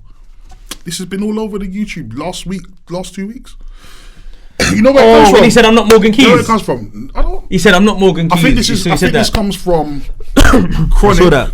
Yeah, the Chronic interview was great. So it starts with Chronic on Space Podcast talking about a tune that maybe Chronic and you may have done. Why you would lock up? That's why you lock up. And then the artist done a video for it, and then he said himself he put out the video for it, but then either the man them said allow it, or he said no, I'm not even gonna drop that video car. I'm not that cold at the whole edit. He said that's what he said. I'm not Morgan Keys. You know when this story sound like now you're saying it. Yeah. Because this is resurfaced now. This is resurfaced in the last week or two. Yeah. Obviously, always got to big up the artist. Yeah, come on, big interviews, you know. Yeah, and that's my guy. Like that's not like that's your brethren, isn't it? Yeah, that's not someone that I just done like. I like him, you know, a lot. I don't know him, but I like him. Someone that I just done like an interview with. Like he's really from it as well. Yeah, you can tell, bro. Get it twisted with you can tell though. That's they get twisted that he's. I don't. You can tell he's been there. Really he's been there. Like a lot of people get twisted and think. Do you know, without dissing him, bruv, because I'm bigging him up by the way, but you can tell that he's got that little. See me, the way I grew up, I know mans that I've been through. Like, put it this way, yeah. There's a brother who's my guy from my end, yeah. Last time I saw him, bro, was like 01. He's still inside. You get me? Like, there's something called institutionalized, and it's a mentality, and it happens to the best of them. But he's got that about him, bro. He's got that gel, man, where he's. Yeah, he's on his. You know what I'm trying to say though, and it's not this. It's a real reality clock that I clocked. No, he's. Do you get me? He's about it. He definitely about it, and a lot of men get twisted as well. Like he would tear a man's face off. You get bro, me? 100. Really tear a man's face off. But obviously that's not what we're promoting. But I'm just saying, obviously he's a thoroughbred, innit? Co-sign, yeah. So yeah, big up the artist all day, man. The things he asks people, in interviews. Yeah, the man's nervous to answer. That's why a lot of men run from these interviews, bro, because they're just nervous. You get me? He got no filter. He's real. He's got no filter, and he's not. He's real. He's not shook to ask a man a question. Certain interviewers would be like, I don't wanna step on. No, he's answering you. Yeah. Big man. Yeah, fam. When you got robbed, but you know what? Why didn't you do nothing about it? You get me? Like he's gonna answer that straight away. You get me? Is that really? Is that respectful? It doesn't matter, but the streets want to know though. Yeah, it's the truth. It's a real talk interview. Yeah. It's one of them ones where. That's what it is. Yeah, it's one of them ones. There's a question. There's at least one question that I will not ask. But there's at least one question I could ask right now, yeah? I guarantee man's Instagram will go million views. Yeah, but I better tell you don't want to answer it anyway. But this is my point though. This is my point though. Yeah? Like, we've had an interview today where I know, whether it's because of where I'm from locally or whatever, or just because of who you are, we've had a lot of guests on it. And you've been lining up some serious names. I've never had when I even let out a little sneak peek, like, rah, the next one's gonna be, don't tell nobody. It went mad, I've never innit? had as much people come back to me. It's I've gonna got be a the list biggest of interview, questions, bro. One of my guys, I'm trying to make a But you see what it is? Alright, cool, go on. Why you search for that? Go to, sorry. I'm a man. Like, Principles. you ask me a question. Yeah. If I can't answer it or I don't want to answer it, then I'll say it. But I'm not gonna shy away from the interview just because, Rah, you might ask me something. I'm gonna break down to you. I might say to you, Rah, why I can't answer it or why not, or I might just answer it. I'm gonna say to you, and that's just real shit. But obviously, a lot of people run from their interviews because they don't even want to turn up because you gotta get asked that question. You gotta get asked that question. But even if you get asked that question, if you're real, and like I said before, real's not mean in being a bad boy. It's being real to yourself. If you're real, if a man asks you a question, you just answer how you want to answer it. Just answer how you want to answer it. I just want you to know that a man really took time to write this. What the fuck? All these questions for you. This is all these questions for you. These all Fam, he done more prep than me. And to be, bro, I'm here. But to be fair though, listen, he asked about 21 questions and 50 Cent thing. Out of 21 of them, now seriously, we've probably touched on 20 of them. Oh, so he'll be a happy man. Anyway, the only question we didn't touch on, if you don't mind me asking, is he's Muslim. So his question was, in regards to your faith, would you ever do a spoken word like Muslim Bilal? He says. Of course. You would do that. Yeah, of course. That's the one question that we didn't touch on. Hell yeah, I can see you doing that as well. 100%. Because that's you get me, like reality of it is the music thing, man shouldn't be running down anyway. You know what I'm gonna say to you? So reality of it is that's what man should be doing. So that's a good question because that's what man should be doing, really. You know what I'm gonna say Facts, to you? bruv, And on all honesty, man's trying to cut the music anyway, bruv. Really? Yeah, like it's not yet though. I'll be real because obviously man's getting at a certain age. Yeah, but you look man need to pattern up, and man need to pattern up man's youths as well. I know what you mean. So man's got youths. They're gonna soon be able to go on YouTube and start seeing certain things. I'm gonna say to you. So man need to kind of like pattern up, and that's why I'm trying to kind of just find that the acting, go down the acting. Right. Okay. Kind of. Man can see a successful actor. Who we all know. He's been a rapper, and when he feels like it, he gives us a little something. But we know, that makes sense. But they're definitely a spoken. Do you know what, bro? I'll be honest 100%. with you though. You see, so like I grew up around an African brother that's Muslim because some African countries, as you know, they're born Muslim. And you know when we first started, I spoke to you about him, about meeting an American guy. Okay, Faro. You know, like if you two met, you'd be like, yo, your boy is real, and he'd be like, I love RE. That's how real he is. And he told me one thing one day, bro, because I grew up around a lot of Malis, a lot of like Muslim youths that are African and vice versa. You know what I mean? My end is not far from Southall. There's bare mosques over there and that, you get me? And a lot of them are Muslim anyway from like jail as well, to be honest. And he said to me one day, bro, he said, yo fam, obviously man do the thing and that on road and that. But man's a real Muslim, bruv. Like my dad's Muslim, my mum's Muslim. I was born Muslim, you know what I mean? And he told me that one of the hardest things for him was that because he was born into it, and it's part of his culture and part of his lifestyle. He was like, a lot of man that you look at converted. Do you get me? And he was saying, when you convert, you've made a conscious decision as an adult that you believe in this system, and I'm gonna go over to that side and follow that. You get me? And he's like, with my thing, it's like man's in it from early, and I've grown up in the Western world, in London and that. Yeah, so it's hard. It's a challenging task. You get me? Like you know, go Jummah, do the 5 prayers and that. But might like a bit of Henny at a party and that, or might like a Giallo or boom boom boom. And it's challenging, bro. And one thing I would say is that like, and the only reason I'm saying this is because I know this sounds crazy, right? But I think that you're closer to blowing than ever musically. Right, and I know to you that might not mean anything. That might mean, what do you mean blow? Like, but it's something about where you're at that the timing is everything. Like you've gone away. I get that, you know. But man's faith's bigger than that. It is. It's bigger than all of that, though. But you're human. You're human, but the faith's bigger than all of that, though. You get me? So I have to come to the realization where I know what I'm doing is not coinciding with my beliefs. So then I have to understand that man's gonna dead soon, regardless.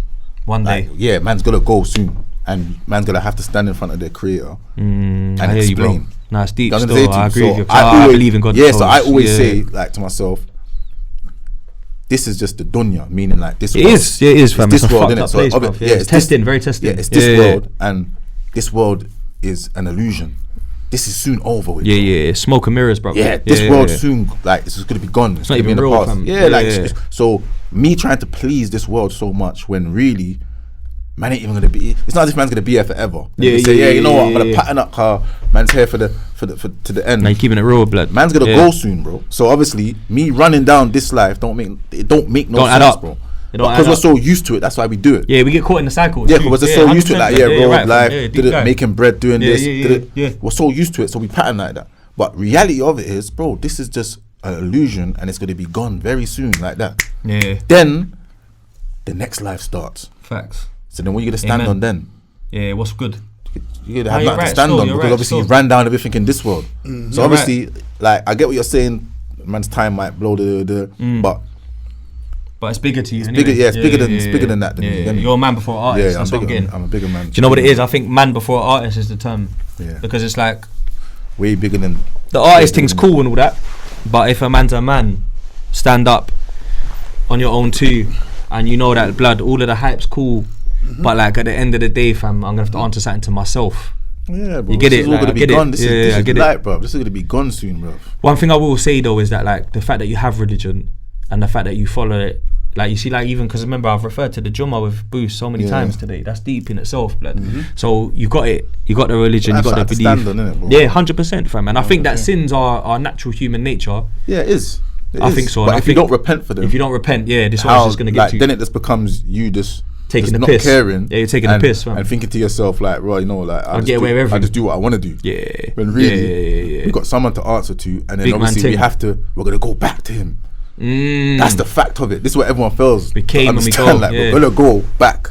Yeah, blood. We came from that, and then we're gonna go back to that. So now, when you go back to that, where was your repentance? And it's mad because my brethren passed in 2020. You didn't care. You just lived your life. We buried him. To, like, you know, like, he's Muslim, so we buried him. We dug his hole. We buried him. And you get me. And the main thing that popped up was, you get me, from Allah you come, from Allah you return. Yeah, you got from. That's it. Yeah, that's it. Come from a baby. Yeah, blood. Naked. I feel you. Come out, boom, boom, boom. We grow every year. Man get old and say, yeah, it's birthday, but really you're dying. You don't even understand that man's dying. Yeah, that's mad, innit? Yeah, you know how deep that is, blood. They ain't ready for that, you know. They ain't ready for that. Man's going up, man's dying. And man just think man's getting old, but really man's getting closer to the on end their way out. Damn, bro. And there's no pattern for it. Fam, that's We're deep, still just blood. doing what we want to do. So you gotta have some accountability. Yeah, so I have to hold like some form of in me. And certain things I won't do. So like, so say for instance, a drinking. Yeah, that's why I asked if I could. I'm not knocking no one for it, but I'm saying that's something I can stand on and say, right, you know what? Yeah. That's one thing I kept follow. away for that. Yeah. Because respect of my situation. Yeah, respect. I kept away from smoking because of my situation. Respect. I kept away from certain things because of my situation. So at least now I've got something in my bag, in my rucksack. I know that I can. You're ticking off boxes. Yeah, like, yeah, big man team, bro. So this is grown talk. Yeah, bro. And obviously, man, like I said, man's gonna go soon, bro. So this ain't gonna mean nothing, bro. Well, brother, inshallah, like, you live a long, healthy life, and and everything works out well for you. I think you've paid your dues. I think you're a stand-up man. I think you're a real one, and when I say real one, just to clarify, it's real in I think that you're a proper guy, bruv. Like, no homo pause, because you know these immature listeners and that. But me personally, I'm someone that's like, when I see something in someone, you get me, I like to think that I recognise the good in people, even in the worst. You know what I mean? And fam, like to come today. You could have been anywhere in the world. We always say that, bro. Like, you could have been anywhere in the world. Yeah, of course, you could have, bruv. You know what it is as well. This industry is very fickle. You see how you said back in the day, man, I wanted to get booked, and they were thinking like, block them. We've had that with the podcast, bruv. So when man turn up, it's a 5-star salute thing, car. It's like blood. Cheers. Yeah, like you know, like that. Like sometimes, fam, even in this industry in the UK. A man could have nothing going on right now, and they could have been someone 10 years ago, but they still think they're too big to come on it. Yeah. You know what I'm trying to say, fam? You get me? You know what I mean, innit? Like, there's man that like, you had a hit in 01, and now your thing's not big enough for me, blood. Get out of here, bro. And then I'll go New York and Dave East jumps on. You know what I mean? Like, it's like only real brothers pull true for real people, and the message is very loud, bro, today. Yeah, of course. You know, we talked about the essence of music and where you come from and where you grew up and that, the journey. But most importantly, like, one thing that the youths need to take from this is like the bullet points is that, bro, decision making, direction, God. Yeah, always. You get me? First. Fam. First as well. Yeah, blood. I know people probably thought, I just want to say big up, bro. Yeah, that's what I was doing. Like I'm toasting something. Yeah. Nah, big up, bro. Because you know what, yeah? Obviously, ASB lined it up. I'll just say big up because for me, I know you've expressed how much you rate him every episode in the past as well. This is a big episode. Even in my journey doing the podcasting, it's a big moment for man because there's a lot of people. Maybe it's, and like I said, there's going to be people who are going to come on who are West London legends, bro. Like legends. Seriously, bro. There's men who are going to come and it might not resonate with me in the same way because I'm not from there. Don't resonate with me. But we're talking about somebody who raw. I was there at the same time when throughout the whole thing. There's man who were younger than me, who even when I weren't even checking for that music much at the time, man younger than me now, they're the super fans now. Man can't tell them nothing about you and your crew at the time. So for me, I just think, you know what, like I know there's a lot of people on my side anticipating this coming out. And at this point now, towards the end, I hope they realise this has been insightful. We ain't just talked about mad ting and, do you know what I'm saying? Like, oh, and I had to dodge the bullets and shit. Like, nah, bro, like, man's had a real conversation, bro. And I actually hope that people who watch this, like, feel like they know you a bit more and feel like they're a bit more behind the bars. Because I'm not going to lie, the first time I saw you, I crossed the road, bro. Clip it for Instagram. I crossed the street, bro. It's long. Like, it was long, bro. It was long. R8 was long, bro. In 07, it was long. But you know yourself, you know it was long. It was long. It was long. Yeah, nah. I'm on the street. What have I got to prove, bro? I'm just trying to go to the dairy. I got nothing to prove, bro. I'm just trying to go to the studio. I got nothing to prove. Everyone else is moving. I'm just gonna move, bro. I go to the studio, bro. Do you get me? And so, you get me? And I'm telling you, when I was cutting through the estate to go to work, I saw the 40 man. Started having dairy deja vu again. Oh my god, here we go. It's dairy all over again. But I thought, you know what? Nah. I said, nah. A man was, I know starter. You get me? I know. Man was doing the video. Man had the director there, the whole equipment. I said, "Rah, this is good. I feel alright.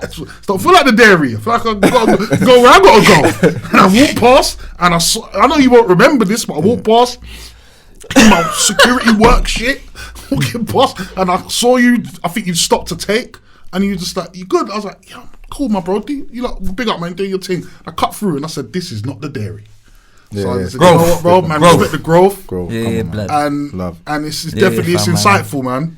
It's insightful, proper. Bro. Honestly, love, man. And the mentoring thing is really that has moved me today, proper bro, still, for real. Because when you think mentors, you just think church man who no one relates to, who are just telling you, like trying to tell you the good stuff. But you look at them and you go, yeah, but even little youths who ain't even involved like that. But they're involved enough to think they can tell a mentor, but you don't know nothing about the roads though. And they are barely involved themselves, but they're trying to tell a teacher, you don't know nothing about the roads. It's like, yeah, but bro, man are getting mentored now by people who, bro, allow it. And the maddest thing is, you know what? How much that means to even like, you know, fam, when I was growing up, there was a youth centre in my bit, and the brother that was the mentor, big up Sam, Jamaican brother, Wham, free gold teeth, cane rolls, real you know, if Sam pulled you to the side, yo blood, you're moving mad, and he'll tell you about yourself, and it helped us, bro. No, bro, like real talk, it helped, man. Make man a man, because there's a difference between men and boys. There's males, but there's men and there's boys, and he was a man, you know what I mean, and he was a big man, and yo blood, I know you think you're bad because you're doing your thing and that, but I'm telling you right now, cause see when them feds come and that for this, and then you'd have to listen, because you scared of him a little bit, like you feared him but you respected him a bit of both, you know what I mean? So yeah, man, I agree with Dee Gully on that, bruv. That's a big look, man. Mentor. Well, same thing RA is telling today's youth, isn't it? He's saying, listen, I get it, I get it because I've lived it, I get the thrill, I understand, but I also understand the other side too. So fully. Too much. Yeah. But salute your thing, bro. Big up your thing. Thank you for coming. First off, big up, Cameron. Thank you, bro. You get me now. Love. Big up. And no matter, I think no matter how big up, come on, you get me. Big up, County Court. County Court. Yeah. Miss Allen, my teacher's name was. On tight cold steps. So I'm gonna fact check all of this with cold steps. Yeah. Big up though, bro. But the door's open. What I was gonna say, the door is open for you anytime. 100%. Like even if this thing goes and you know, God willing, it goes no jumper size and all that. You get me? We got the door open for you, blood. No matter what you choose to do, you get me? What you really mean is when RA's on the red carpet, will you remember us? Bro? Nah, but flip no, bro. No, bro. Nah, you know why? No, bro. But you know, life is a funny thing. BAFTAs. No, but no, fam. But you did that to Billy as well. But hear what though? We're interviewing people who the next time we sit down again could be in a whole. No, it's true. But hear what I'm saying though. Just hear what I'm saying quickly, just real quick. At the same time, we could go whoosh, and then we gonna keep it real. 100%. We're gonna keep it real. 100%. Man like RA that's come through now 100%. When he didn't have to. Doors open forever, blood. And I'm a man of my word like that. You get me? Facts. Yeah, bro. It works both ways, you know. Facts. Cause the internet's crazy. Because you could have big time, man. Like a man was trying to, like when man tried to big time you lot at the backstage on the camera. Man tried to do the big time thing. Yeah. You could have big time, man. Today you could have went. I'm RA, bro. Yeah, I'm RA right now. On next man. You know? I don't want to tell no stories. I'm waiting for Bloody Block podcast. I'm waiting for them man to call. I'm waiting for Vlad TV. You're gonna do the gigs with the orange. We're gonna talk about the music, blood. You get me? Yeah. Nah, man's a real. I hope you feel like man touched on your music enough, because when people have got certain credentials, I think they know it's easy to get caught in those credentials. But what I don't want to hear all that. Is in the description. I'm gonna put all the links here to the classics. Yeah, of course. Because, bruv, they don't know, fam. I'm telling you, bro.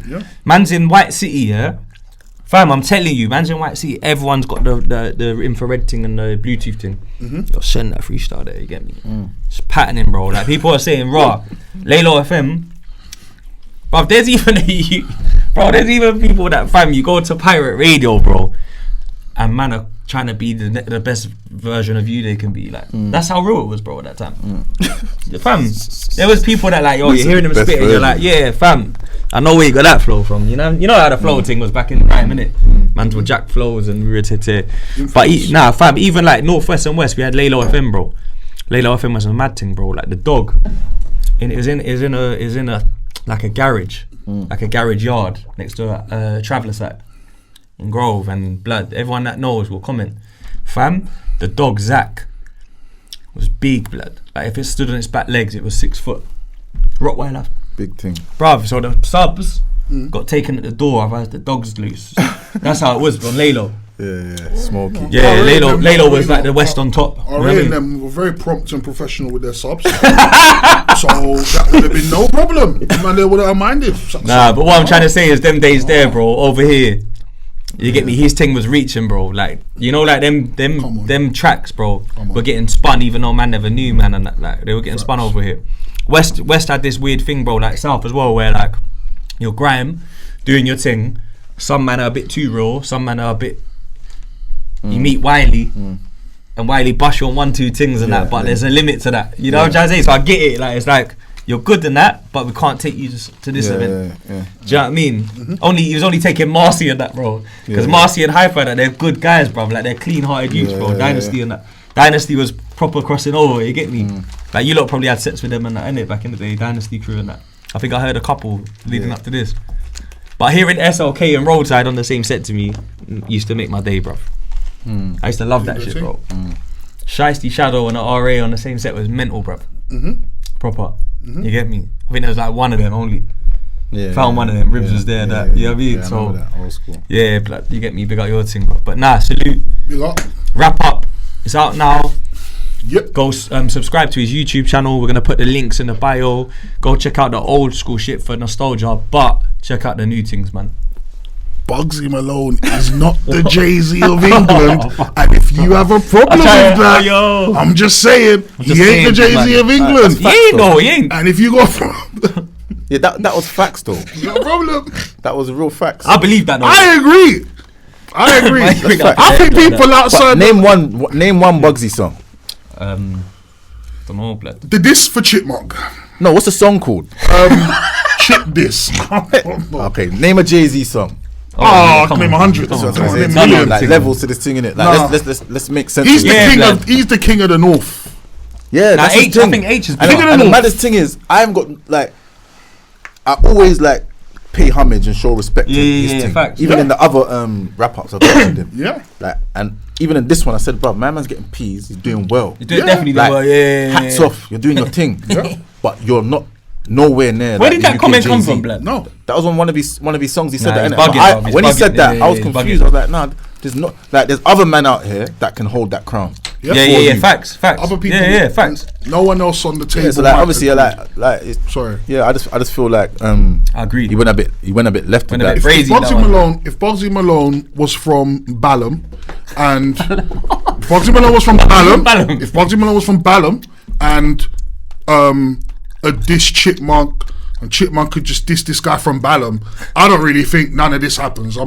If he ever comes here, there's no disrespect in that because you do your thing. Yeah. But the point is, bro, is that you had basically half the country on your back, bro. You ain't gonna get that when you're from Balham or from Tootingbeck. So it's based on location. bro, man had the whole of. Come on, bro. King of the North, big up. Yeah, you're King of the North. Yeah, like your thing set good. You got lyrics, you do your thing, and you're official with it. I like that. But I'm saying you're nowhere near the UK Jay-Z. Yeah, that's a madness. That's a big statement. Yeah, that's a mad statement. London is a whole different. Do we even have jungle. a UK Jay-Z? I don't know if we do. Bro, That's the but thing. there's If man, we do, he's from London. Is what I'm trying to say. Yeah, He's from London. Yeah, and he has no to offense. be. He shouted out GIGGS, bro. Yeah, and he has to be in that category. Yeah, caliber, innit? Even GIGGS could have went for that. And he didn't. Even he could have went for that statement. Yo, Jay-Z shouted him out. I think he's the only one. Yeah, big shout, bro. Jay-Z said I see a lot of me in him. Oh, bro. And that's what the horse's mouth You as gotta well. have. Yeah. He didn't say You gotta have. Bugsy. You gotta have. Probably not now. You gotta have everything about you to Yeah. get that. Yeah. It's more than rap, bro. You gotta be It's way legendary. more than rap. You gotta be legendary. Yeah, it's for way one. more than rap. Bugsy Malone, you're official. You're not a legend yet, though. Nah, I don't think so. You came about in 2014. Yeah. And it was off of a clash. It's 2014. Yeah. Like, Gotta so get some you hits can't be and legendary. albums. Yeah, you ain't even got that length yet to be a legend. Yeah. But you've done your thing, and we respect it highly. Where you're from, you put it on the map. Yeah, you've done your Manning thing. on the map. Yeah. You get bread. You do your music. I know them B Malone tracksuits go off in the Midlands Yeah, it's somewhere. official. He does his thing. Like, I've got Off to. there. See, well, I wouldn't. Not down here because I don't see it popping up down No, here. he's got. But that's not yeah, the point, I though. didn't That's know not the point. Yeah, he's got trainers as well. The rest of England. I went JD's in Liverpool. He's got and- B. and- and I Malone. saw, That's a like, brand. He's got Right, trainers in I there. didn't So even he's know You doing that. his step out of That's London, mad. you see the rest of the country. It's a whole different. Yeah, he's doing his thing. Yep. Top half of the country, he's got this. No wonder he Jay-Z. feels a bit like that then. He's got this. Man's got Jay-Z. trainers on the rack. Bro, Yeah, I know, it's Jay-Z. mad. It's Come mad. on, bro. Nah, allow it. Jay-Z puts people on. Yeah, If you want to go into the if you want to cut the crap, Yeah. Jay-Z puts man on. Jay-Z's a big dog. Rock Nation, Rockaware, State Property. Yeah, Rockefeller. Pound Cake, my man says it. That alone, I made more millionaires than the Lotto did. So. And then name the names as well. Beanie, Can't go wrong. Yeah. That's Words, it. words. He's put man on. So Hey, bro, this is that's levels. He's put man on. That's Jay-Z. That's what Jay-Z did. He put Bear Man on, and he's made Bear Man eat. Yeah. Now you gotta have that about you to even call yourself Jay-Z. He done it again, didn't he? He talked about millionaires. Then he talked recently about billionaires. Yeah, that's what I'm trying to say. Rihanna. Yeah, like He's actually got you millions. wanna go down billionaires now. how much people Jay-Z Yeah. bust? It's long. Yeah, facts, bro. And that's why he holds a statement. Super as GOAT. Jigger. That's Yeah. it. Like Yeah. his Yeah. levels is different to this thing. Separate. And that's it. Even Shaq done a pound cake, bro, called RA. Pre-RA. Yeah, fam. Hard, man. We got that. That was cold. I remember I got Morgan to go link him for that. Yeah, blood. That's what I'm saying. Yeah, so there's man. levels to this thing, man. Maybe one day, Bugs, but just not. Yeah, not yet. Yeah, you got to settle with that one Not still. yet. Not yet. Not yet. I reckon. Jay-Z of the North. Baby. Nah. No. Bugsy of the North. I'm not in the North. I'm not. You Let's get just me? call him I'm not Bugsy in of the North. You give me. Nah, but things like that are good though. You know, just to wrap it up. Yeah. They're the things that you want to hear in a wrap up because you need a like, little poke. It's got poke someone. And that was reality as well. Reality poke. You know what I mean? Reality check.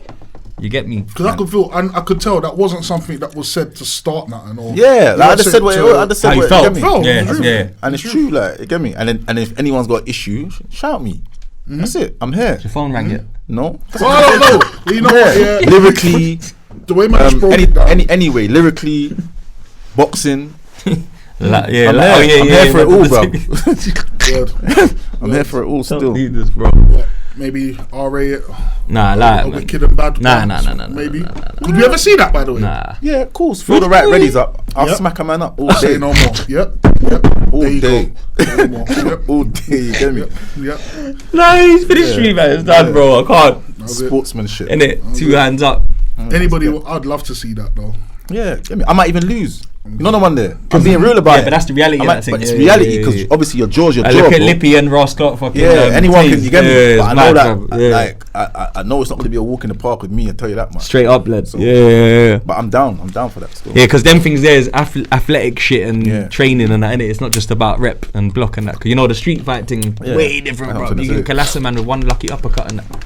You get me? But yeah, on that note, Real Talk True Stories, Waviest podcast in the UK. Subscribe, like, share, comment, and whatever you do today, follow RA, man. The man's on a roll.